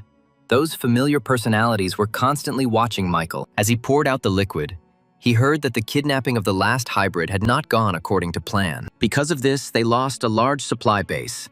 The business partners' faith began to weaken, and the experiment began to grow before their eyes. Then the fair-haired man could not remain silent. Began to talk about carefully reconnoitering the area. Did not destroy because they were afraid to expose themselves. The aura thickened above him. The creator scolded, reminding him for what purposes the personalities were created. Michael turned around, demanded Jack's head, gritted his teeth, his eyes flashed purple. His attorneys agreed, nodded in agreement, understood their task, and realized what they needed to do. Another man ran in, throwing open the door. It slammed loudly and he shouted about problems. The heroes walked, their eyes flashing with displeasure, burst in and began to grab everyone in a row. Earlier, Don had called Ben to his place, who had appeared promptly and was now standing by the door, waiting. The head of the guild turned around and noted with a smile that he knew about what had happened on the territory of the monsters. Ben didn't consider what happened then a victory. They just cleaned up there, and the monster was almost defeated. He had something to sort out before heading to work. Ben kept his head down. Rising from his seat, Don began evasively from afar, knowing that this would not be a very pleasant assignment. We need to arrest the manager, Michael, and all his subordinates as well. The association did not give permission for this, but Don made this decision. He called for risk, but if they acted according to protocol, they would never be caught. But most importantly, he put his hands in his pockets and warned about the rat in the association. Ben asked incredulously. It was hard to believe that there were people who collaborated with Michael, compared, and there must be a connection between recent cases where heroes were drawn into dubious incidents. Does not see any reason to unite with guilds. He warned me in a friendly manner about a possible setup, a premonition that they might be planning something worse. And now, listening to the voice that reached him, which insisted on innocence, he squinted his eyes with displeasure. Seeing one man arrest another, I recalled the words prejudice about illegal actions. He listened to the reports from his team. The people who worked here were just workers. But Ben was only interested in Michael. The man who was on the floor whispered about their imminent death as soon as the main thing was found out. It became interesting, the man asked. But the guy turned around and whispered about death with his crazy purple eyes. He asked again about them, demanding that they speak directly and not vaguely. Having heard about the blessed ones, his face darkened, deciding that this was precisely connected with what the manager had planned. The members of the Run Guild were convinced that they were faced with a fanatic and that he was talking nonsense. The guy suggested that they move on. The guys tensed up. The aura became thicker. They felt something approaching. The man stopped short of starting his speech. Having finished the sentence, the members of two people saw that they were walking, carrying with them something terrible and scary. The giant, who was among Michael's backing singers with a determined look, demanded that every single one of the heroes be killed. The fair-haired man flashed his yellow eyes, grinned. He had already seen these faces. Everything suited him. Just as he was looking for someone to vent his anger on, a figure was approaching. The young men did not understand what was happening. The strength of the men was like the mana of monsters, but they recognized this fact very dangerously. Ben turned to them. He was interested in Michael, so he asked about him. His eyes acquired dark specks. An evil grin flashed on his lips. The guy admitted that he knew where, but wanted to know the reason why they needed him. He rushed towards them, talking along the way about the future fate of those present. The girl rushed forward first, pulled out her sharp blade and cast a spell. Out of the corner of my eye, I noticed some movement. The tension was growing and fear was slowly taking hold. I noticed how the men were grabbed by the waist, gasping for breath, asking and begging for help. The guy put his hand in his pocket and held out the other with a smirk on his lips, confident in his strength and actions. The girl screamed that help would be provided now, and she was about to. But behind her, there was already a thug with a raised fist. But the hooded guy who came forward put out his hand and blocked the attack easily. Another young man was already flying at the big guy from above, his leg extended to strike, attacking in mid-jump. Together, they managed to lay the man on the stone floor, crushing him with stones. The strong blow even caused a crack in the floor. The blonde man saw that his partner had been defeated, but nothing else was expected under the leadership of a strong guild. Realizing that Michael had already escaped, Ben rushed to attack the boy who stood with a disfigured back. The man was confident in his abilities. He flew at the guy and grinned. There was no time for distraction. A swing of the sword and the young man fell apart, without even having time to say anything. In a moment, the end came. Michael's backup singer cursed, not expecting the man in front of him to be so fast. After the blonde boy's defeat, Ben stood over him and thought, "The reports were wrong. The individuals were stronger than they thought," the man said smugly about the rookie mistake, the loss of vigilance. He turned to his men who were running towards him, asked about the leader, but it was all in vain. Ben suggested finishing this here, demanded the latest news about the wounded, but then he froze. The man's face changed, circles appeared under his eyes, and the realization inevitably overtook him. The lying guy grinned, reminded him of his words, and turned over his shoulder. The brute was already on his feet, surprised that the first one was still lying down, presented him with liquid in a bottle, calling it a blessing. The bubble landed on the grinning boy's wet tongue. His eyes sparkled. He was lucky today. The others, too. They would be able to see the second blessing. Camilla and Jack stopped near a large building and looked around the place carefully. Then they looked at each other. The construction seemed to be finished, they decided. The guy spoke about the Earth Mage. They were met by a woman who cheerfully greeted the members of the Fun Guild. The secretary held the tablet close to her, showed interest, and curiously asked about the purpose of the visit. The young people straightened up, wanted to see the head of the Dawn Guild, and were now waiting for an answer. But, unfortunately, he was not there. Jack was upset. He wanted to talk about his spirit. Asked the girl to tell him that they were there. The secretary cordially agreed with them, but her words were caught on her lips as she was interrupted by the young man running towards her. He was shouting anxiously that the connection with Ben's team had been cut off. They had received information from them earlier, but were still in the lab. The woman sweated. The information was not for outsiders. She tried to tell the boy this and fell silent. A man interrupted, having heard part of the conversation. He became anxious and wanted an explanation. Sitting in the helicopter, the guys anxiously learned new things about both the laboratory and Michael. With her hands folded on her knees, the guild secretary Cost warned of top secrecy. Leaning forward slightly, she said that not long ago, the Hero Association ordered all guilds to conduct a joint investigation into Michael's activities, and the main person being hunted is the manager. He is suspected of being behind the recent incidents with the creation of various monsters. The information was passed on to everyone, including the top 6. The plan was for the heads to conduct an investigation within a few days. Then Camilla asked a reasonable question about the actions of the Coast Guild and inquired about the reason for acting separately from the others. The secretary explained it this way. Their leader doesn't trust the guilds. These joint operations usually create a lot of unnecessary friction, so they took matters into their own hands and started an investigation. And for that same reason, they sent Ben's team to the office. Embarrassed, she raised her eyes over her glasses. Everyone understood correctly. The only thing they could do was not finish the sentence. She raised her head, surprised by the words from the guy. She didn't expect to hear that Jack would take everything upon himself. He put his hand on the window. They are still a new guild and no one will suspect them. Since there are 2 of them, it will be easy to get in. He raised his hand and his eyes flashed. The young man was calculating all the options. In the open door, the guy turned around and looked at the girl, asked her to prepare levitation. She was confused, could not believe that she wanted to jump. The hero stopped. There was no time to think. Jack flew forward, but the girl could only shout that time was needed to prepare the ability. Ben, covered in wounds and blood, lowered his head. His hair covered his eyes, and without raising his head, he chuckled. Then he raised his head, looked around the room, couldn't understand where he was and what was happening. He started spinning, couldn't even comprehend whether he was alive. What he saw horrified him.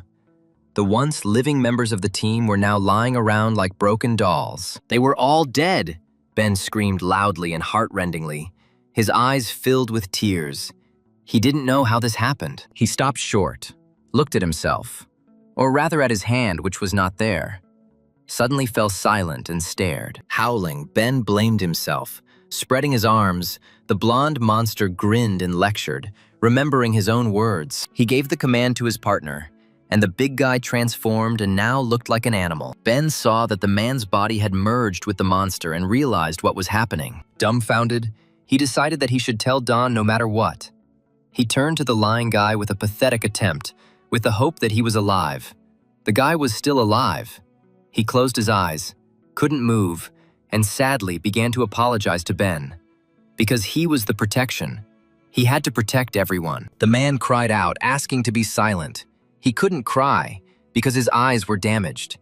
He believed that the guild would send reinforcements. The youth touched his eyes. He didn't care now. He wouldn't survive. He demanded to drop it and run while he still could.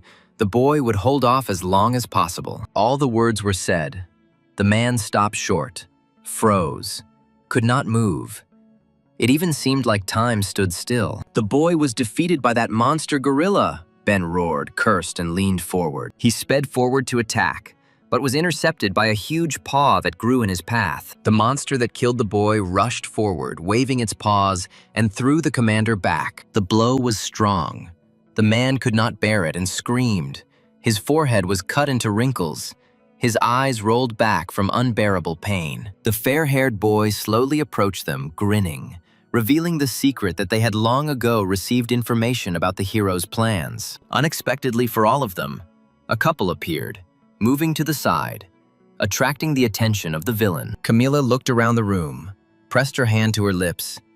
"We need reinforcements. We need medical help." Before Jack could say anything about the end, a thug in the form of a gorilla rushed towards them, remembering the boss's words about the youth's head. The blonde boy screamed in a pathetic attempt to get his partner back, swore, his face becoming more and more changed. He didn't hear him. Already completely captivated by the goal, his eyes flashed purple and he jumped on the hero. He asked Camilla not to interfere. Let her stay safe, together with the spirit. A little girl with wings appeared on the open palm. He rushed into the attack, his eyes flashing, a sword already in his hands, swinging it, determination in his gaze. The boy felt a huge force from the spirit, deftly wielding the sword, dodging attacks and using the extreme spell, the Blade of Aura, controlling the elements, a type of magic that allows you to use the forces of nature. But only if we talk about real control of the elements. Elemental magic, born from a real connection with an elemental, works on a completely different level. For Jack, getting close to the elements was an easy task because he had one big problem. This character was weak, Unlike some heroes who were born with natural magical abilities, every time the guy used his abilities, he put his life on the line. So without power, he used as little as possible. But now, it's different. You can use elemental mana together with your own. The sword appeared in his hands again. He rushed into the attack, his eyes sparkling. The sword also took on a blue glow. The guy was no longer constrained by restrictions. He prepared to use his power. And in this way, he became a real air elemental. The fair-haired half-man, half-monster watched the hero, cursed, and did not understand what was happening here. Jack was able to kill such a strong monster with one blow and sent it lying in a crevice on the floor. The gorilla changed back into human form, whispered about the hero, and the guy cut him in half. Jack towered over him. The giant's words about the boss's order could be heard. A little girl, the spirit Sylph, fluttered nearby. He looked carefully and was interested in the power of the purple color, which can only be seen in mutated monsters. Ahead, the boy saw that bright boy, and Jack realized that he had merged with the mutated monsters. I also remembered a small skirmish in that small alley, where our paths had already crossed. He failed to finish him off then, but this time he will not leave, he promised, watching every move of the villain. The sword appeared in his hands again. He rushed into the attack, his eyes sparkling. The sword also took on a blue glow. The monster clenched his teeth in impotent rage. The hero was too strong, he understood, and facing him face to face now would definitely be a death sentence. But the boss's order about Jack's head came to mind. I imagined what would happen to him. I clenched my teeth, and there was a crack. He looked at the man's body. He could use it. He stopped, froze. He grabbed the modified hand. Ben hung in the air and began to blackmail the guy. Camila screamed, angry, raised her hand, took the man hostage. He smugly raised his hand, warned the guys about one more move and would wring his neck. I couldn't let that happen, so I lowered my weapon, asked them to let me go, and then they would retreat. Continuing to smile, he was glad that they had managed to come to an agreement. It had seemed too easy to him that everything had gone well, and he praised himself. I thought that by this time the boss should understand that everything is not going as planned. The rest will appear any minute. He just needs to hold the heroes here. Jack was there. Now it was his turn to laugh. He couldn't believe that he actually fell for it. The guy recoiled, gritted his teeth. Unexpectedly for him, the boy was acting cunningly, attacking the man. He didn't think that he was so trusting, pressing on him, holding a sword in his hands. He handled the sword deftly. A swing here, a cut there, and the monster was cut to pieces. One half of the body fell away from the other. Not understanding, he was in his second form, and he was cut down with one blow. The gnashing of teeth was heard by everyone, and the upper part of the monster flew to the floor in frustration. The sharp blade pressed against the guy's face, and the shining eyes of the half-human, half-monster creature began to fade. The young man towered over the monster, asking him again now, pressing with his blade while waiting for an answer. The hero was interested in what Michael was planning. Half of the person could still live, he grinned. The blade came closer and closer, clarified the question, demanded details. The smile became stronger. Now he understands why he sees a threat in him. He admitted that the boss wanted to kill him, but the boy should think about joining them. They could come up with something. Seduced him, even said that there are already several heroes who were blessed, because he could even be powerful. Our boy remained unapproachable. He had no time. He demanded to answer questions. The monster laughed, convinced that he was dealing with an ignorant child, and that the boss's plan was already working. He will find out soon enough. Camilla leaned over the trembling Ben, touched him. The girl tried to call him. Anxiety was reflected on her face. The man's body was increasingly overcome by trembling. Opening his eyes, he saw a girl, recognized a member of the Fun Guild, and asked to get them out of here. He felt awkward, raising himself with the help of Camilla, because he was the organizer at the exam. She stopped the bleeding. There was no need to make unnecessary movements. I didn't feel the strength of one of them. I returned to the lying position again, and asked about the murder. The girl reassured him that if Jack took care of the half-monsters, there was no need to worry or think. But the man started arguing, looked somewhere to the side. He felt enormous power from one of them. One of them was still alive. The power was much stronger than in those two. A figure appeared behind the guy. Eyes lit up. He heard a quiet voice. His eyes flashed and he tensed up, pressing his lips tightly together. A female voice corrected him. The hero froze, holding his sword forward. Not knowing who she was, he cursed. The girl was embarrassed, touched her cheeks. She liked the relaxed look of the character, to her taste, but at the same time easily blocked his sword. Having thrown the guy aside, she was not a simple person. She demonstratively cleaned her weapon while looking at the boy. She pointed a dagger at him, admitted that the young man was quite handsome, and laughed about her offer to become her boyfriend. She promised to take good care of him. But the guy looked back at her and refused such a tempting offer. Jerry was annoyed by this answer, but she smiled and chuckled to herself. Coming closer to the lying man, she joked about a cold. He asked her for another chance, begged. She sat down next to him and sadly noticed that he had already used 2 crystals, and the experiments couldn't handle more than 2. He held out his hand in a pitiful attempt, asking for another chance and help. He could defeat him, he was sure. She laughed, plunged the blade. Everything lit up red. She hated to repeat it. For people who can't fight, there is no second chance.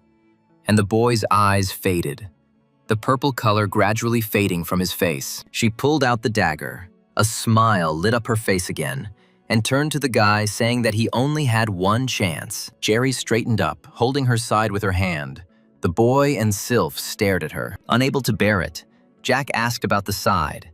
It seemed to him that all these modified creatures were on one side. She brought the dagger to her nose, scratched it, and laughed.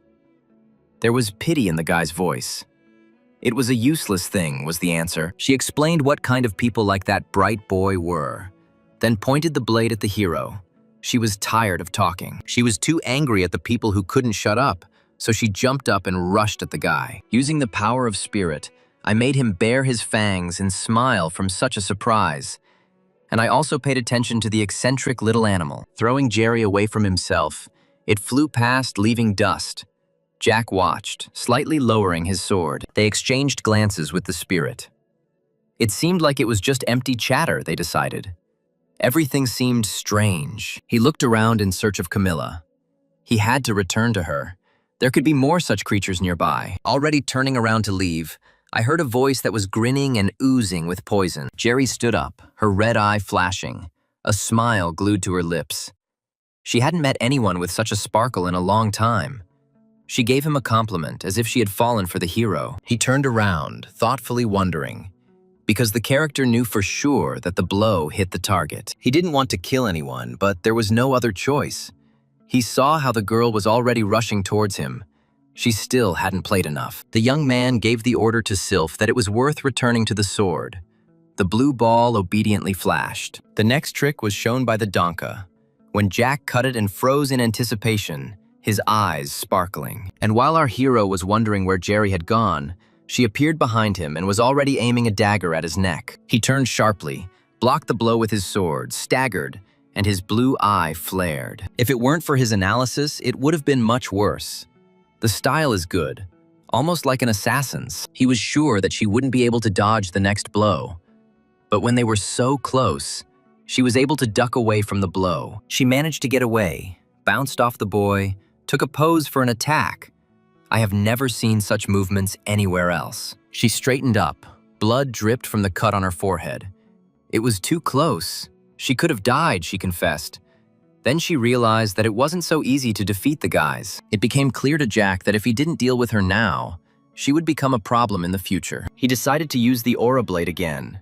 He didn't want the attack to reach Camilla. She grinned, acknowledged the guy's professionalism. She had never seen anyone use aura. They rushed into the attack. The girl shouted about her dagger and that he was ready to accept, wherever it was. The guy was silent. He just decided to destroy the place.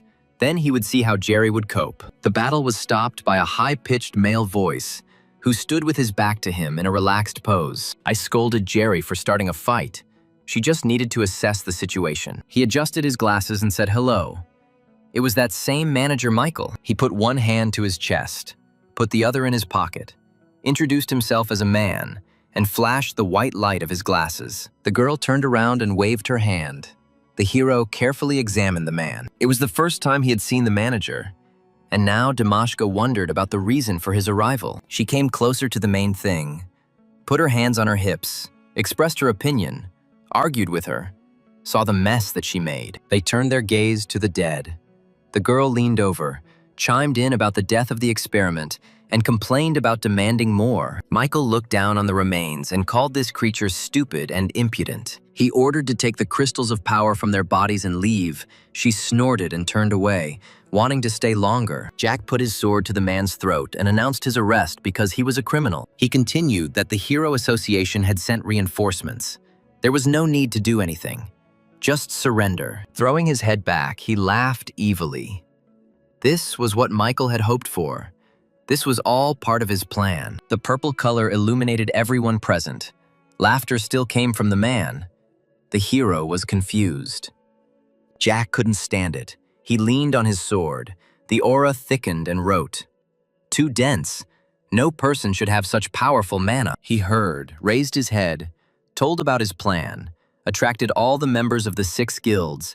He cried out that only a fool would agree to something like this. He looked down at the guy with a smile and agreed that they wouldn't dance to his tune.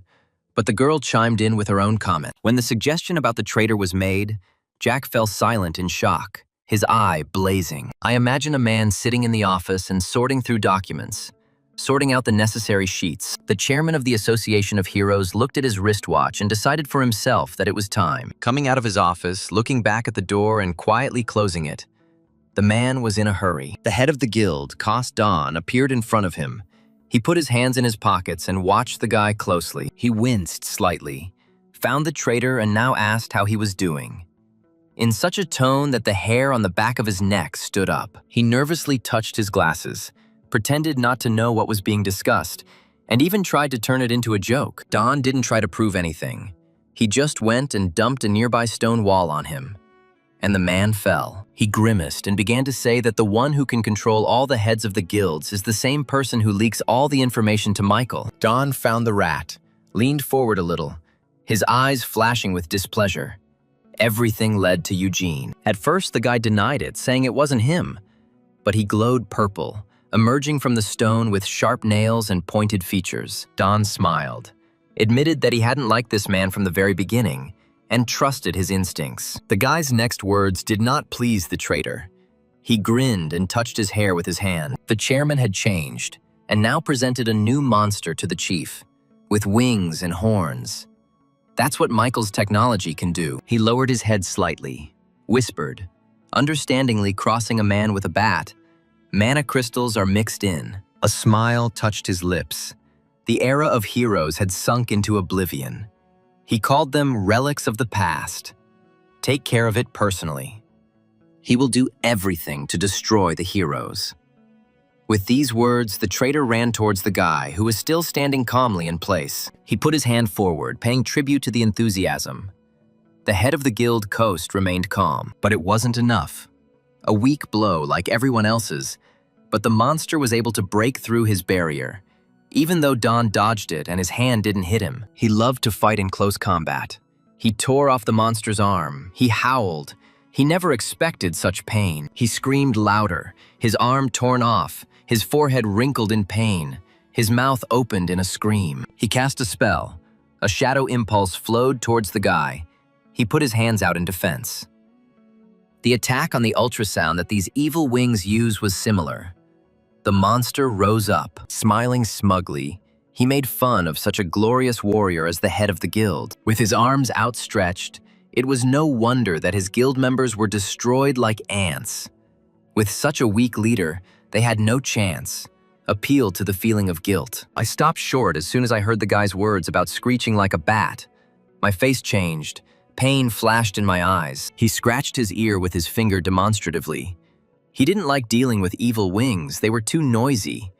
And there wasn't even a scratch on the hero. He looked through the hole in the wall. They are heroes, Dawn admitted, always ready to risk their lives. He clenched his fist. There was no point in deceiving himself. He was sure that Ben wouldn't give in so easily, especially since he admitted that his little tricks weren't bad. Dawn's face changed. It became angry. A smirk appeared on his lips. He pointed his finger. The monster made him angry. He summoned his elemental, and the traitor watched in shock as it absorbed an entire building. The hand lit up, reminding me of the words I said earlier, calling the heroes outdated. The earthen bonds bound the man. He could not move, but the leader demanded that the chatter continue. This ability uses the elemental power to trap enemies, making it difficult to get out. On a piece of land, Don moved and controlled the fetters with his hand. Dark hollows where the eyes should be, and a quiet, growing laugh betrayed the madness of the monster that had once been a man. The man was confused, raised his head and opened his mouth, not understanding the reason for such wild laughter. Without raising his head, the traitor began his speech with a grin about how they had made sure that a bunch of heroes, including those from the 6 leading guilds, were expelled from the city. It was time for a real plan. Everything had been done for this. The people who were downstairs and walking around were now looking at their phones and thinking. Someone was walking arm in arm with children. A fair-haired boy was walking next to his mother. People had no idea what was coming. He raised his head and looked somewhere up, anxiously asking what was happening and what it was. The child's mother, smiling, did not understand, did not see where her child was looking, and did not even suspect trouble. But she froze and stopped. Like all the people, a large number of monsters were moving towards them. The traitor continued to laugh, baring his teeth. There was no one left in the city to protect him. People were screaming, asking for help. The mother hugged her child tightly and tried to cover him with her body, preparing for imminent death. A female voice sounded like salvation, surprisingly. But monsters do not act on the territory of monsters. Glancing at the family, now safety. Guildmaster Snowball. Claire's eyes flashed. Everything was under control. In some areas, people are still running to escape the advancing creatures. Another head of the Warriors Guild dealt a crushing blow. He was bored of sitting idle. This was the kind of battle he was waiting for. The monsters kept growing in number, but the heroes actively fought them and carried out attacks. The man with red hair, leaning his hand on his sword, did not understand where these monsters came from. The head of the guild, Kiros, pondered this phenomenon. He glanced back, clearly understanding that the creatures had appeared here only because they knew that the heroes would leave the city. Swinging weapons and killing, so be it. He doesn't care who is behind this appearance of monsters. I was pursuing my personal goal. I wanted to reach the next level. That's why I was in this place now. Looking from his place, the chairman in fetters did not understand how so many heroes appeared so quickly. Beads of sweat mixed with tears on the traitor's face. Don spoke from behind about his plan to call all the heroes back. A smile flashed on his lips again, and he asked about the other members in Michael's lab. But Don had an answer to this too. He involved the most important person in this task, the one he trusted.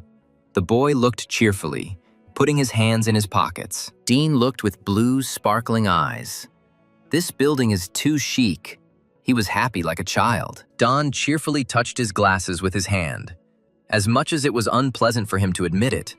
But the boy was stronger than him. Now glowing with a faint blue light, he landed behind Michael, who glanced sideways at him. The manager and Jerry looked at the new arrival, surprise flashing in their eyes. Dean's eyes flashed, noticing the fun he wasn't invited to. But he came himself. Everyone froze in place in surprise. And after a few seconds, all eyes turned to the unexpectedly appearing hero. The young man, the head of the Red Hall Guild, the best guild in the nation, looked at everyone present. The strongest hero. His mere presence was enough to make the battlefield his. His eyes flashed. He asked about the manager. Michael was surprised by the appearance of a man. Jerry raised her hands to her lips, unable to tear her eyes away. The manager egged him on about saving lives. A slight smile touched his lips. They sent him here. There is someone to take care of it. There is no need to worry. I didn't expect to see Jack either, I greeted him. Don told me a lot and shared a lot. He thoughtfully raised his hand to his face, hoping that he was not on the same team as this worthless person. The guy cried out from this. Jack was barely holding on because of his strength. But Dean walked calmly towards them, strong and powerful. A bluish light lit up in his hand. Despite this, it was as if they were playing different games. I didn't expect that the members of the Coast Guild would drop out of the game, but I still wanted to get even with them and struck a blow. Michael covered himself, surprised by the ability to make dreams come true. Only heard, but not seen until now, realized that the hero was seriously determined to finish them off. Jerry shouted that now they had a different plan. They should forget about the crystals. They needed to get out immediately. The man warned that they had no choice but to try, and grinned. He raised his staff and the people were trapped, easily and simply. The fragments rushed towards them. Still pointing at those present, they found themselves in the realm of dreams. The boy used spatial magic. Jerry and Michael looked around. They were no longer in the room. The girl whistled. She thought it was romantic. The hero explained that this world, created by him, no one will leave here without permission. Jack watched without changing his position, surprised that a man could create such a thing on his own. The place was similar to the one created by Sylph. Our character conducted an analysis and found out that magic is inherent only to Dean. It can create a world where reality and dreams go hand in hand. Now that the overwhelming mana had disappeared, the boy decided to take action and jumped into the air, raising his sword. Dean leaned over. He admired the hero, attacked as soon as he could move, without further warning. He looked at the guy, was surprised how he ended up here. The boy willingly explained, moved with a slight smile, and finished. He asked him to look to the side, showed what would have happened if he had not intervened. Jack saw how claws grew out of Michael's back. The manager raised his hands to his head. His whole body changed. Eyes appeared on those claws that stuck out of his back, and this picture was terrifying. He took off his glasses. Someday he would still show his second nature. And he had to meet the hero. He used so many monsters to create these tentacles that it was hard to tell them apart. The bizarre appearance a result of him injecting a bunch of power crystals into himself. The end result of all the research Maiko has done over the years is the idea of an absolute fusion of man and monsters. Jack's face darkened. He became curious about how many varieties he had combined into himself. Dean also looked closely at the new monster. A smirk appeared on his lips. He became interested in the backup plan. He turned to the boy, asked him to sit aside, cried out in amazement, did not understand the reason. He started arguing with the hero. He knew he was strong, but even he was not ready for battle. He interrupted him. He asked to just watch, stood near his glass, and told the guy that he would only get in the way in his current state. Meanwhile, Michael had put out his hand and was now studying the trap, looking for a weak spot. If he continues to draw out energy, it will soon be exhausted. The place is doomed to destruction, the manager decided. Without turning his head, Dean threw to Jack. It's worth watching because of the amazing spectacle, because it's not every day that you see something like this. He coughed up blood and was amazed at how much high magic he could release at once. The hero rose above the manager. He was already tired of this story with his healing. The young man was glowing blue. His eyes were sparkling. A smile appeared on his lips, and even a light smoke appeared above his head. I wondered if the monster would be able to heal itself if it erased the ground it stood on. An attentive gaze followed every action and applied a spell that destroyed space. This is what a strong hero is capable of. But he noticed that he was still alive and smiled. Everyone also put their hands in their pockets, laughing, considering that they were too big for a person, and lowered their head down. She appeared behind Jerry, although this was the right end for Michael. But she still could not allow him to die.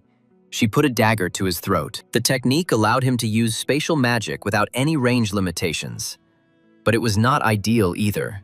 It sucked out a lot of power.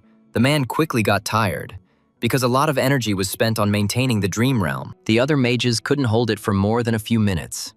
They were running out of energy. But the hero of the country is different. He has an insane supply of mana, which allows him to overcome this limitation. So this character is known as #1 in the country, but he had a weakness. The guy can only use his ability at a safe distance.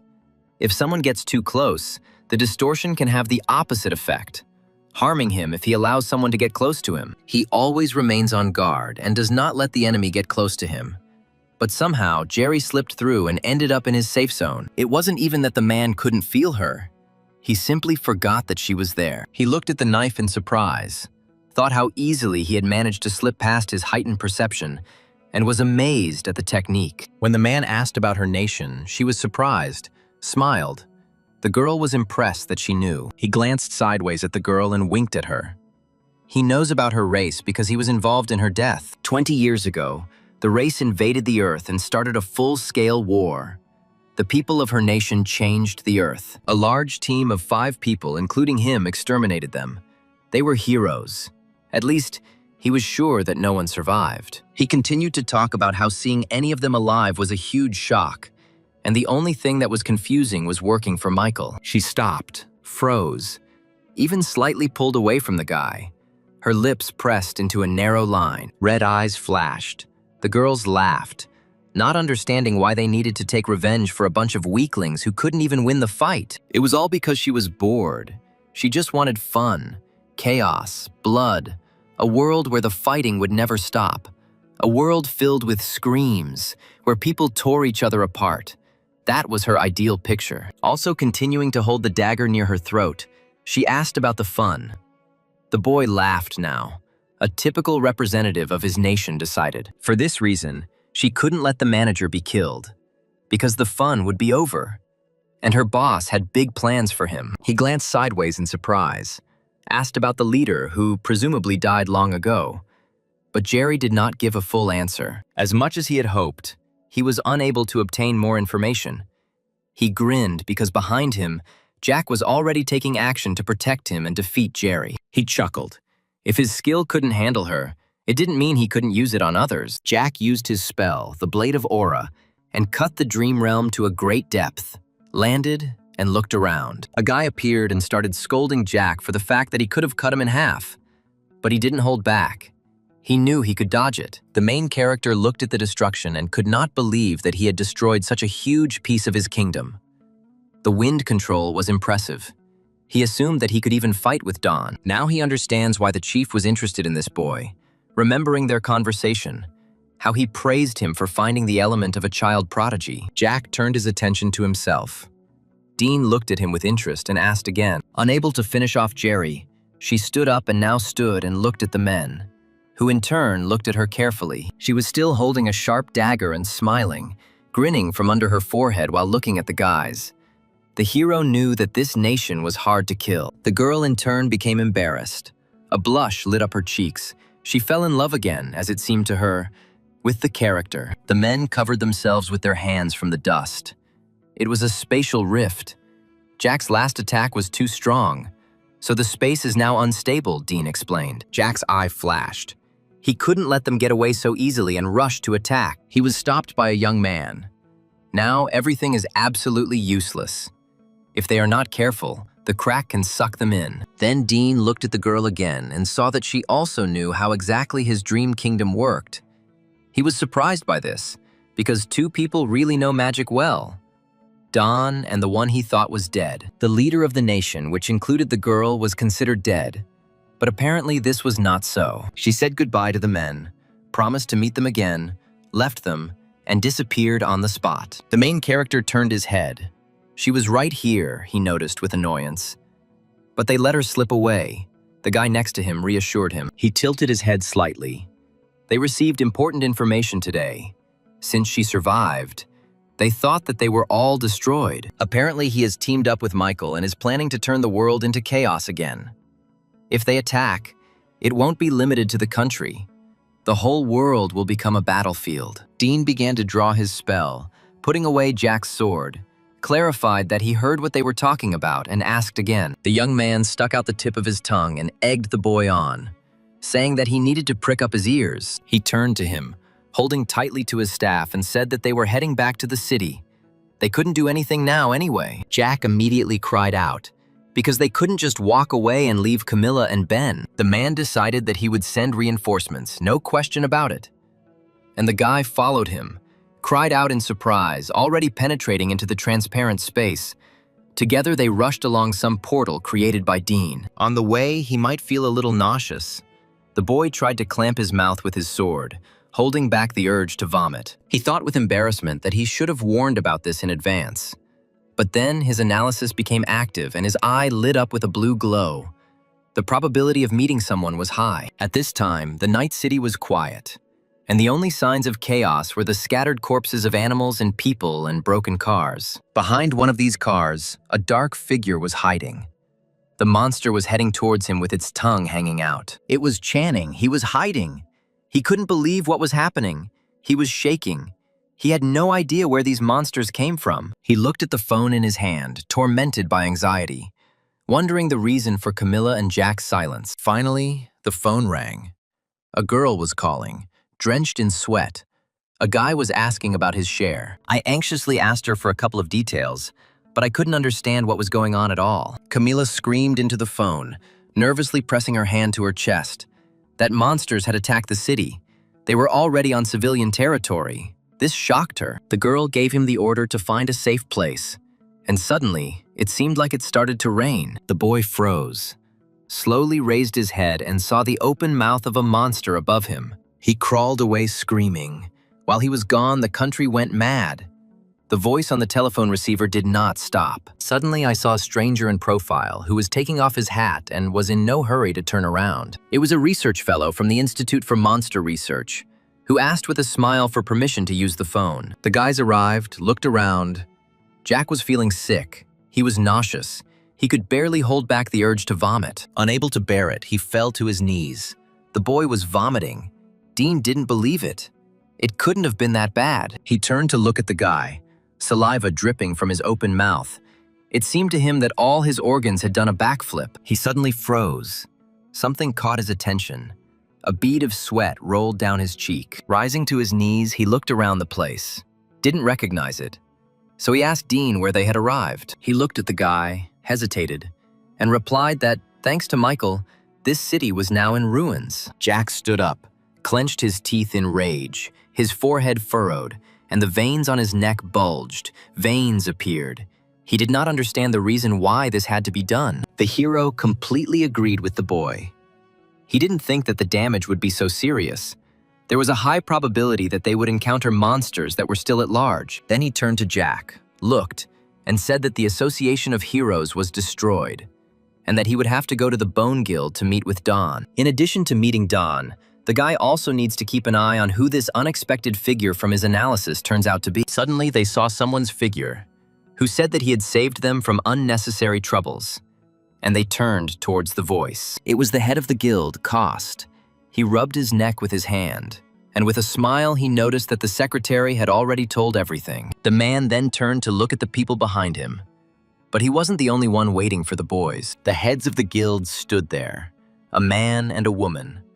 The girl asked about Jack with a smile, and the man folded his arms across his chest and noted with displeasure that they had been absent for too long. Dean was delighted, smiled barely noticeably. Now he wouldn't have to search and tell everything all over again to all the heads. The young man was amazed. The best of them were standing in front of him. They had all gathered together. Suddenly, Jenny ran to him, worried about his well-being. But seeing the living guy, she calmed down. But then she again anxiously leaned forward towards the guy and asked about Ben and his team. Jack lowered his head, darkened, apologized. They came there late. Only the leader remained alive. The rest were dead. He continued that he was seriously injured, was in critical condition. The members of the Red Hall Guild were working on his return. From what she heard, the girl screamed and put her hand to her lips. Don also put on a serious expression. His glasses flashed, leaned over, frowned, and asked Dean to tell him everything in detail. Dean scratched the back of his head, looked away, apologized. He didn't manage to arrive in time to save the guild members, weak, but consolation that the death was not in vain. He also shared information that made everyone hang their heads and become distrustful that the nation they thought they had won was alive. The one with whom the boy fought today confirmed that Ruiz was alive. Don's face darkened. He clenched his teeth. The head of the Warriors Guild couldn't stand it and shouted that it was impossible. They got rid of those bastards with their own hands 10 years ago. He clicked his tongue, closed his eyes, argued how he could be calm when there was such news, and discontentedly accused them of weakness. Don turned to the guy. He understood better what he was saying since he had seen everything with his own eyes. Jack turned his head, not understanding what was going on and why the hell the heads were talking to each other like that. While the young man was at a loss to guess what his analysis meant, another guild approached from the side. The black-haired man stepped forward, exclaiming in surprise that the heads of the 6 best guilds had united. The girl with pink hair leaned over. Their work was done. Everyone breathed a sigh of relief. The leader put her in her place, saying that it was not worth looking pathetic in front of first-rank heroes. It was not in keeping with her status. Then the man with red hair turned away from her, frowned. Nothing like that would happen. They needed to show what their guild was capable of, because he was trying to surpass them. Turning around and straightening up, the girl thought he was joking. All the other members of the guild also looked at the leader with doubt. Everyone thought about his words and thought they were stupid. Even the newbie who had just joined the guild was already thinking about asking to be transferred to another team. The guys suddenly noticed a man who was next to the heads of the strongest guild. They saw Jack. He spoke calmly and freely, standing next to the strongest. The girl also noticed and recognized this boy. The man confirmed that he looked different. At first, they didn't even recognize him. Guildmaster Keros was angry. He didn't understand what this boy was doing with first-class heroes. I immediately remembered the words when he sat behind the defeated monsters and sent Jack away from his team. It was then that he felt that very rage, raised his head and said that this was the order of the head of the guild. All the teams agreed that it was better to leave Jack. Lowering his head, he continued to say that it would be better there, and that there was no need to hate him for it, because the level of difficulty of the monster territory was getting higher and higher. The guy didn't fall for it and wanted to hear the truth. The man didn't stop him and said that he was just a useless piece of shit. The leader put his hand forward. He didn't like the fact that he was ignoring his orders. He was telling the boy a lot, and he was listening silently. After Jack turned around and left, it started to rain. Thanked for the sincerity and honesty, agreeing with his dismissal. A voice stopped him, demanding that he say something before leaving. The boy adjusted his glasses, took them off. He flashed his eye, turning to his former boss and said that he would never reach first rank no matter how hard he tried. These words still sounded for the man, and now the veins on his neck swelled with rage. His eyes sparkled with blood. Then at that moment, the hatred towards Jack became very strong. He could not stand any pity towards himself. Behind the Keros Guild, two people appeared. A man who was rolling a suitcase, and a guy who put his hand to his forehead in an attempt to see something. Jack's ability instantly activated, and his eye gleamed, looking for a possibility. The man with gray hair and glasses smiled softly and looked for the young man to talk to. People in suits and with weapons in their hands walked around the room, examining it carefully. A little later, they saw a man lying without one arm, and a command was received about a target found. They gave the go-ahead to take him under protection, he chuckled. They knew about the girl. They were discussing the woman who should be here, while Camilla was hiding behind the wall, preparing for an attack. Suddenly, they were engulfed in purple lines, trapped. One of them tried to calm the people down, recognizing the spell as only a weak binding spell. They were wearing armor, so it wouldn't hit them. Camilla didn't keep them waiting long. She came forward to the people, put her staff in front of her, and demanded an explanation. She froze as one of them called her by her full name, and now her mouth opened in confusion. The female voice continued to say that she never thought that she would be the target of salvation. The world is small, she joked. She took off her mask. The girl reminded her of her name. They studied together, at the Academy of Heroes. The Keros Guild members were looking around the place. The man who was looking for Jack stood there in confusion. He glanced at him, asked about his identity, and began to answer in a friendly manner. But with every word the guild leader said, he began to get worked up. He thought, raised his hand to his chin, saw the aggressiveness of the man standing in front of him. But he had nothing to prove. Channing spoke up, waving his hands. He put his hand on his chest from the Monster Cleaning Company and told about cooperation with the Fun Guild. The girl with pink hair raised her hands to her mouth in delight. She recognized the man. The black-haired man asked the girl with interest who was in front of them, turned around and nodded, because he was a legend among magicians. Jan was the one who led them to victory in the devastating war, later became a pioneer in the study of monsters and laid the foundation for all current research. Every mage knows his name. He smiled. Some details were slightly exaggerated, but otherwise it was all true. The girl bowed, shouting about her fanaticism. The newcomer smiled, a strong argument to believe this man, and glanced sideways at the head. His face darkened, his aura thickened. He didn't understand what kind of business a brat and a great warrior could have. Dean found himself next to Hunter, thoughtfully talking about his cold, dead gaze. There will be more wrinkles. The head of the guild clenched his teeth and stepped back. He didn't expect the hero to appear. He didn't notice him at all until he appeared next to him. The young man folded his arms across his chest, wondering who was watching them. But now he saw the little heroes. He glanced around at those present, noticed Jan, and addressed him, emphasizing his warm attitude with his voice. The man smiled slightly, greeted him in return, praised his appearance, and was not affected by old age. The smile became wider.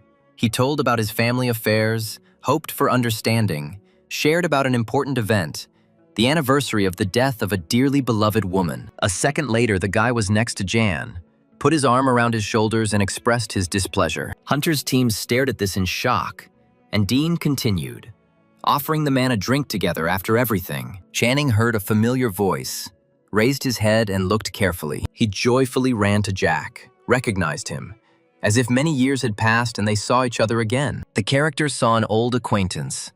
Hunter heard the speech addressed to him and frowned. The grinding of teeth was heard by everyone. The others were here too, the hero noticed, and realized that they were fighting monsters in the city. The guy approached the head of the guild, clutching a sword in his hand, marching in step, and began a friendly conversation with Hunter, but looked at him carefully. But in response, he received quite a lot of rudeness. The head called the boy a worthless person. He was offended that he stood and spoke as if they were equals. He even brought up the sixth best. The aura thickened. The words became more and more offensive. The man saw that he was trying to cling to any first-rank hero, hoping for the remnants. His eyes oozed with arrogance, and his words with poison. After listening to all this nonsense from the head, he calmly noted that he did not see any changes. The man remained a self-confident child, only causing trouble for his team. He also reminded me of his futile attempts to get a higher rank. He couldn't stand such words. He put his hand forward. He went completely mad with rage. He was about to pounce. Don appeared behind Hunter and swung his hand at him. He couldn't stand such impudence. He slammed the head of the leader into the ground with his hand. His body trembled. The man himself did not expect it to turn out so strong. Although he held back. The guys were leaving. Don looked back, spitting out words about how he had offended such a worthless person. Jack sincerely thanked him. Hunter's hand flew up and touched his face. He howled, not understanding why they were looking at him like he was a bug. He promised to pay back for the humiliation he had just experienced. The young people walked on. The girl joyfully greeted Jan. The man responded warmly. They brought back memories of old times. He remembered them as newcomers. Don put the old man in his place. Now was not the time for sentimentality, he echoed him, agreeing. Calmly spoke about the appearance of that nation. The head of the guild Cost was confused and surprised by the statement. The other heads were convinced of the race's appearance. Dean cried out, hurt that he was not believed from the very beginning. Suddenly, Jan's gaze stopped on our character, correctly singling him out from everyone else. The young man was convinced that this was the person who was supposed to meet him, Camilla's father, and wondered about the reason. The girl was able to briefly brief her father on the situation. He thanked her for working with Michael. Jan's look became determined. He wanted to discuss something else with the guy, but it could wait. They should get down to business. After the man's words about isolating Camilla and Jack from this matter, the boy cried out in confusion. Bowing his head, the old man explained to the hero that the nation was seeking to take possession of the Sylph. Hearing this, the guy was completely confused and opened his mouth from what he heard. What he received now needs to be protected and cherished. In the helicopter, the girl calmed Camilla down, advised her to relax and prepare for landing. The heroine's huge blue eyes reflected concern, but she stubbornly pursed her lips and forced herself to calm down. When the helicopter landed and the girls stepped onto the ground, Camilla looked around and couldn't believe that she had returned to her city. The girl reported on the civilians and their evacuation. The bulk of the monsters were driven back. She turned around, closed her eyes, put her hand to her chest, exhaled, and worried about people. Suddenly there was laughter. It was the hero, covering her face with her palm, trying to hold back her laughter, but in vain. She looked at Camilla, waiting for an explanation. She apologized. She couldn't hold back. The girl continues to worry about everyone else except herself. Although she was the one in greatest danger, she was embarrassed, tried to blame it all on the fact that she was a hero. There would always be anxiety. She didn't see anything funny in it. Having calmed down, I was finally able to look straight ahead, and without mockery, I had always appreciated this in her since my student days. She looked to the side, announced that someone clearly wanted to meet her, and turned around. The girl saw her father, cried out joyfully, and he greeted her warmly. While he was speaking, Camilla ran to her dad, praised her hair, became like her mother, flew into his arms. The old man staggered. His voice trembled from the overwhelming emotions. He closed his eyes, lowered his head. His melancholy was stronger. Stroked his head. Don and Dean watched this meeting. A slight smile touched his lips. This is how the chaos of this day ended, where in the end there was a meeting of two hearts, father and daughter. The next day, more heroes were sent to clear the city of monsters. Members of Michael's organization were captured and arrested to determine the circumstances of their guilt. But the leader escaped, and so the case stalled. Unfortunately, the Hero Association was also held accountable, and the guild leaders had to hold a meeting to present evidence. They accused him, demanded to explain where the heroes who were supposed to protect the population were. They hoped that there was no connection between him and Michael. The man was seething with rage, cursed. The city was saved, and they are still being blamed. Everything else was kept secret. The primary task was to restore the city. The guards put out their hand and let the guys go with a smile. Jack thanked them, tired. He and Camilla could barely stand on their feet, but they had done a good job. Part of the investigation was interrogating the boys. They repeated the same thing for 9 hours and now dreamed only of a bed. I looked at the girl, with circles under her eyes. She wanted only to take a bath and fall on the bed. But ahead they saw a man waving his hand. The house can wait, Jack decided. The girl stood with her hand on her chest. Today she came here with her father. The man, his voice trembling with excitement, touched her with his hand and apologized for being late. Jan began to tell, praising their common daughter, everything that had tormented him for a long time. The girl's body trembled. She was overcome with emotions that she could not contain from the words she heard. Her face darkened. Without raising her head, she moved sideways towards the toilet.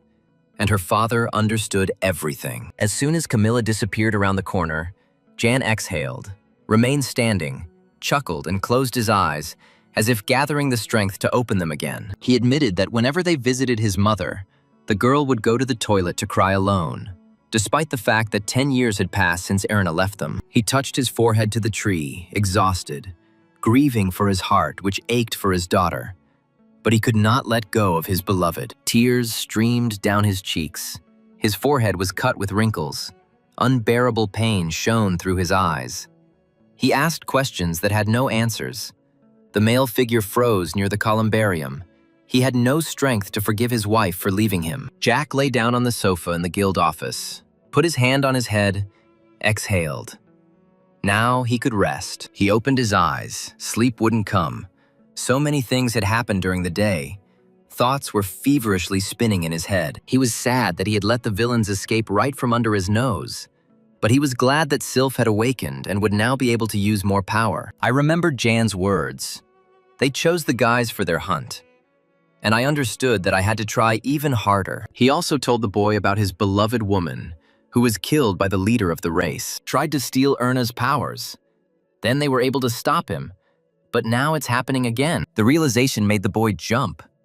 This is not something that will simply disappear if they avoid it. They will definitely cross paths with the killer of Camilla's mother. You need to become strong. Just like Don and Dean chose his idols. Suddenly, the boy perked up, glanced sideways at the door. All his instincts were simply screaming. The eye lit up blue. The hand itself reached for the scabbard to pull out the sword. He heard a voice. A female figure with long dark hair appeared in the doorway. She calmly walked towards Jack. Mickey beamed with a smile, greeted the hero, and complained that they hadn't seen each other for a long time. It was getting dark. Channing walked, clutching the strap of his bag and thinking, his head down. People were hurrying about their business. Suddenly he heard fragments of sentences. He raised his head and looked carefully, trying to make out what was being said. Two boys were looking at the phone, discussing something furiously and screaming. They started talking about the hero they had recently seen at the bus stop, and were surprised by his popularity and communication with the strongest. Channing understood who they were talking about, immediately approached the guys, smiled. Since they were talking about an autograph, he wouldn't give one without his permission. After the monster attack, Footage of Jack next to the first-rank heroes spreads at lightning speed. There was a lot of hype around the new hero. Everyone was waiting for him to show up. The guy grinned. It was just beginning. A smile appeared on his lips. The boy was sure that the Fun Guild would succeed. Camilla and Jack had advanced far. Until that day of glory arrives, Channing will be the representative. We'll be there to support them on this difficult path. Approaching the door, thoughts were occupied with the upcoming affairs. I had almost opened the door, but I heard a female voice and froze like a shadow in the doorway. I recognized the girl. It was the head of the guild, Snowflake. I listened to their conversation. Jack warmly welcomed the guest. It was not worth coming. There is a phone, he reminded. Channing seemed to hold his breath, not understanding what she was doing there, his thoughts racing. Meanwhile, the girl finally gave an answer to the guy's proposal, and now she is here in person to announce her decision. The young man behind the door decided that they were on a date and declaring their love. Everything pointed to this, and there was no doubt that Mickey and Jack were now together. He covered his mouth from the excess of emotions. Love flourishes even during war. He was a little jealous. Tears rolled from his eyes. Jack continued the conversation and had no idea what was going on behind the door, and suggested that the girls study the contract with Camilla. He felt relieved, because if a hero of such a level joins them, it would be great. The girl turned her head in search of her animal. The door swung open and Channing came slamming into the room, falling to the floor with a small chinchilla sitting on his neck. His whole body was shaking, and the animal grabbed his cheek with its small paws and did not let go. She folded her hands together. Mika was worried about the chinchilla. She thought that it had run away. She asked to let the boy go. Jack turned his gaze to her in surprise. Now the one who was actively gnawing the boy's ear was that healthy creature. The hero could not believe it. He compared the animals. Camila was driving to her office when she received a phone call and some great news. Together with his father, they drove from their mother, fully agreeing with the guy's decision. The girl would be a great addition to the team. Jan, without taking his eyes off the road, showed interest in the very same tamer who was now on the team. Once again, he reminded her of her mother. The girl became embarrassed, raised her hand to her hair, and tried to argue about her unpopular guild. She raised her head, reminded her father of Erna's place. She always dreamed of a large guild with the head of another race. She was ready to do everything so that her mother's mast would come true no matter what it cost her. Later, a man in the office of the Fun Guild introduced himself to Mika, extending his hand in greeting. She happily accepted the greeting and introduced herself in a friendly manner as a new member of the guild. He assessed the girl's hands, made an analysis in his head, and decided that she was undoubtedly an experienced hero, judging by the calluses on her hands. Not only a tamer, but also an experienced archer. He asked to look after his daughter. It became awkward for both Jack and Camilla. The guy even got the feeling that his father was talking about work. The young man understood why he was so careful, because Camilla could become a target of that nation. So his checking of the new guild member made sense. He turned his gaze to the animal, asked about the chinchilla. The girl bent over and replied that it was so. In fact, it was in its reduced form, and it still did not tear itself away from the shaking Channing, who was trying to tear it off his head. I was very surprised that the animal could change its size at will, and looked thoughtfully at the long-eared one. When he heard that the animal could reach 3 meters, he was even more amazed and reached out his hand to the growling chinchilla. I wanted to take a sample of the fur. It could be a valuable addition to the study, but the chinchilla growled menacingly, opening its small mouth. Mika decided to give the sample later. Lightly touching the man's hand and removing it, explained that she was not the most affectionate animal, especially when it came to strangers. Finally, Camilla got in the way. She felt awkward, asked not to interfere, and sent her out, pushing her father in the back. The girl continued to look with a thoughtful look. The chinchilla in her arms was still restless. There was another unknown reason why Sheila was so wary of people. In a dark room, under the supervision of other people, a beast-like man walked slowly. The president greeted Isak without turning to him, but his back was tense, and asked about the purpose of the visit. I sent Rios to make sure that everything was going according to the original instructions. In the flask, which was connected to the high control, a male figure was floating in a purple liquid. Being inside this strange flask could not stand it. The man broke the glass, and now droplets of purple liquid were rolling off it. He squinted his purple eyes when he heard the voice that greeted him cheerfully. Jerry walked slowly, her hands behind her back. A slight smile, like a big grin, appeared on her lips. She admitted, chewing a candy in her mouth, that she was bored while she waited for him for 3 days. The young man, realizing that the plan had failed if he came back to life, raised his hand into the air, from which liquid continued to drip. The girl leaned forward a little and replied with a smile that the previous one was dead, and now a new one has appeared. Still, the young man did not understand why he was resurrected until he heard a voice that came from the side that it was his order. Ruiz walked with his white eyes sparkling and admitted that it would be a shame to lose such a person. He was still standing there and didn't understand when the girl lowered her head and flew like a bullet towards the boss. She ran to the boss, opening her arms wide. A slight blush appeared on her cheeks. She missed him very much. He shook his head, put his hands in his pockets, and the girl spread out next to him. He noticed that they had only seen each other yesterday. There was no need to show such emotions and pretend that she was happy. Rising to her knees, the girl looked at him. In her defense, she said that she couldn't help herself, while Michael dropped to one knee and apologized for letting her down. Together with the girl, he approached him. He already knew everything because Jerry kept him up to date. In the end, it was quite difficult to cope with first-rank heroes, he summed up. I even heard that the spirit of the wind found its owner. Michael looked down and did not know what to answer to this. The beast-like man looked down and demanded to know more about Jack. At this time, Jan said goodbye to his daughter. His next starting point was Japan. The girl squeezed her hand near her chest with a sad look. She asked her father that she would like to walk him to the airport. He left the guys at ease because they now had a reliable guild member. Suddenly, Camilla screamed. Her desire was to show the spirit of her dead mother to her father before leaving. Jack raised his hand, looked. He tried to summon the spirit but failed. Everyone was surprised. Opening the car door, the man assumed that the spirit was simply tired and would definitely show up next time. Reminded Jack of his request last time.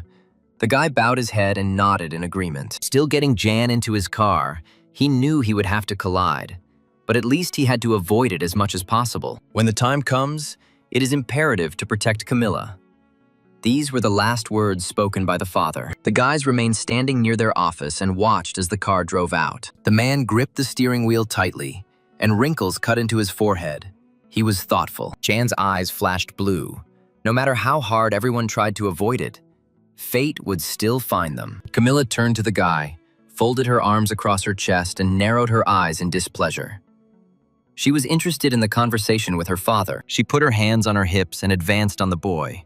Not believing that this was a simple conversation, it sounded quite suspicious. The guy thought that it was worth keeping the events of 10 years ago a secret from Camilla, but she demanded that they be revealed. Turning around, he threw her a farewell that there was nothing like that there.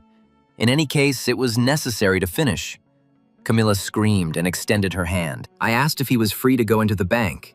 He turned around in surprise, looked, and was interested in this news. The young man was greeted very warmly. Bank employees were already waiting for him and seeing him off. The guy had a gold card in his hands. He looked at it with his mouth open in surprise.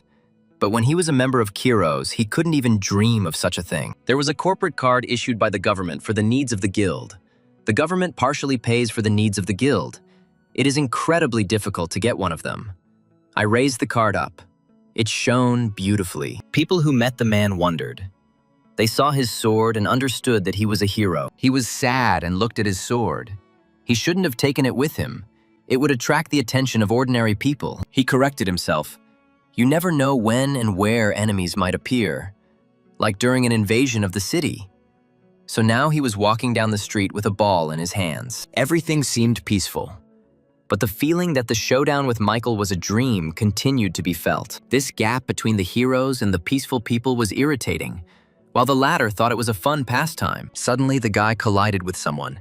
His intuition screamed and he jerked in fear. I turned to him, apologized, got distracted for a minute.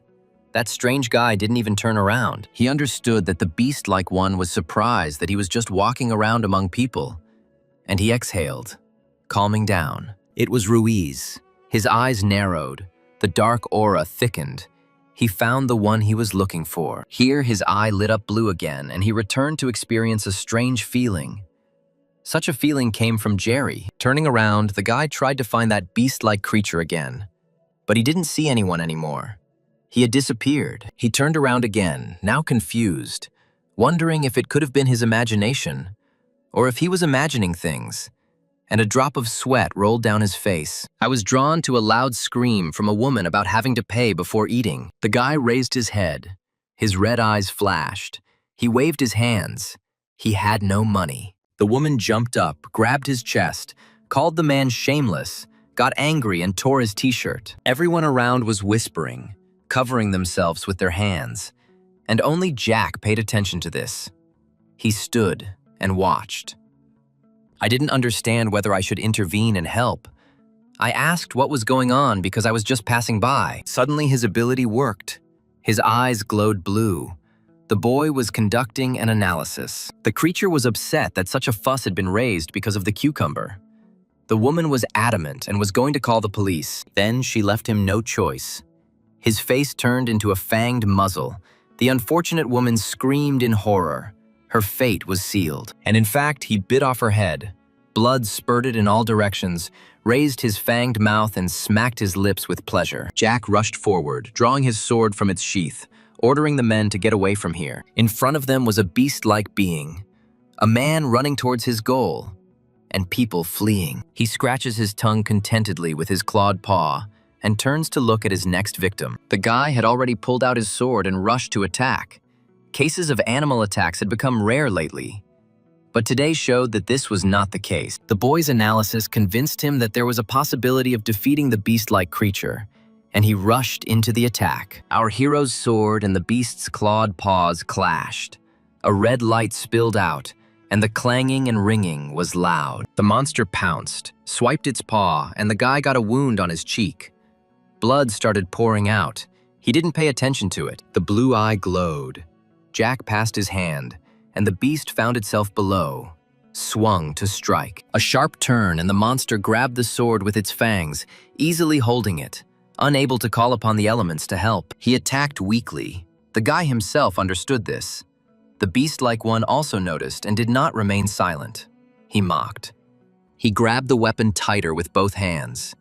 He couldn't hold out like this for long. Although the analysis still showed a high probability of victory, the monster felt the weight. It was not so easy to hold the blade. It was pulling, and very soon his strength left him. With a swing, the guy managed to throw the monster away. He put all his strength into it. He braked, clawing at the asphalt with his sharp claws. A grin appeared on his face. A terrible sight. I looked at my sword and was glad. It was scratched and not broken as expected. A sword created by a great warrior has excellent characteristics. The problem was that he couldn't use elemental magic. Fighting with firepower like before was not possible, but the probability of victory was still high. A good outcome. There is a chance of getting seriously injured. Ideally, he needs to buy time for the arrival of other heroes. The monster noticed that the guy was distracted and waved his paw. It bothered him that he wasn't even looking at him. The guy tried to distract the monster, so he started a conversation with him about killing someone. He became furious, became angry. His yellow eyes flashed. His clawed paw flew up. He killed for pleasure, the creature said. Hearing the answer, the boy clenched his teeth tightly. His eye blazed blue. His face changed. He rushed to attack. The strategy to win. Time is canceled. The monster and Jack clashed again. One wielding a sword, the other brandishing his claws. I saw his attack paths clearly. The beast-like one noticed this too, grinned and decided something. Jack recoiled, changed trajectory just before the blow, gritted his teeth, couldn't read such attacks. He lowered his hand from which blood was flowing. If he could only use elemental magic, he would easily kill him. Again, the monster rushed at the guy, shouting that he was the weak link, trying to hurt him with words. A female voice was heard, and I saw Mia jumping on the beast-like creature, striking it with blow after blow. The girl pressed the monster's head into the stone ground, and it began to straighten up. The creature looked forward at the guy with its yellow eyes and tried to make some kind of sound. The guy looked at his hand. There were scratches on it and was surprised by this. Mia also noticed his wound. She grabbed the muzzle, which was already covered in blood, and the monster began to apologize, mumble something, and beg for mercy. A barely noticeable smile flashed across his lips, and Jack immediately pressed his lips into a narrow strip, looking with all his eyes at the girl. She had not changed. The nickname Bloodthirsty Killer is still relevant. Mia put out her hand, which was covered in blood. Soon everything was unhooked, and the police were already working, carefully examining the monster that had been pressed into the ground. One of the policemen saluted the girl, praised her for her excellent work. They would clean everything up. It was not worth worrying about. Jack shouted at the girl. She turned to him and asked how he was feeling. He put his hand forward, said that he had a couple of scratches and that he had already received help, and asked why she was there and what was going on. The young man looked back at the crowd, which had already begun to talk among itself, and recognized the hero. He grabbed Mia by the hand and led her away. They should leave this place. She looked at the capture with embarrassment. Ruiz watched the entire proposal from above, discovered the intruder, and was only upset that he did not use magic. The leader of the guild, Kost, sat concentratedly at the table and officially announced the meeting. Guildmaster Kiros was indignant. He was a businessman and was attending a meeting of heroes for the first time. Dean touched his face with his hand, grinned, egged the man on, talking about the newcomers, but he himself was not visible. The boss pretended to be thinking, justified himself by an urgent meeting, and the guy laughed. They checked in the presence of everyone, but there was still one free seat. The heroes looked at the empty chair. There was another guy who was sent on a mission, but everyone thought he was detained there. Suddenly, the one everyone was waiting for appeared. He was in no hurry to join them, sipping liquid from a bottle, and greeted them. Having put the bottle away, he looked around at everyone, his face red and covered with stubble, and the head of the Fate Guild appeared.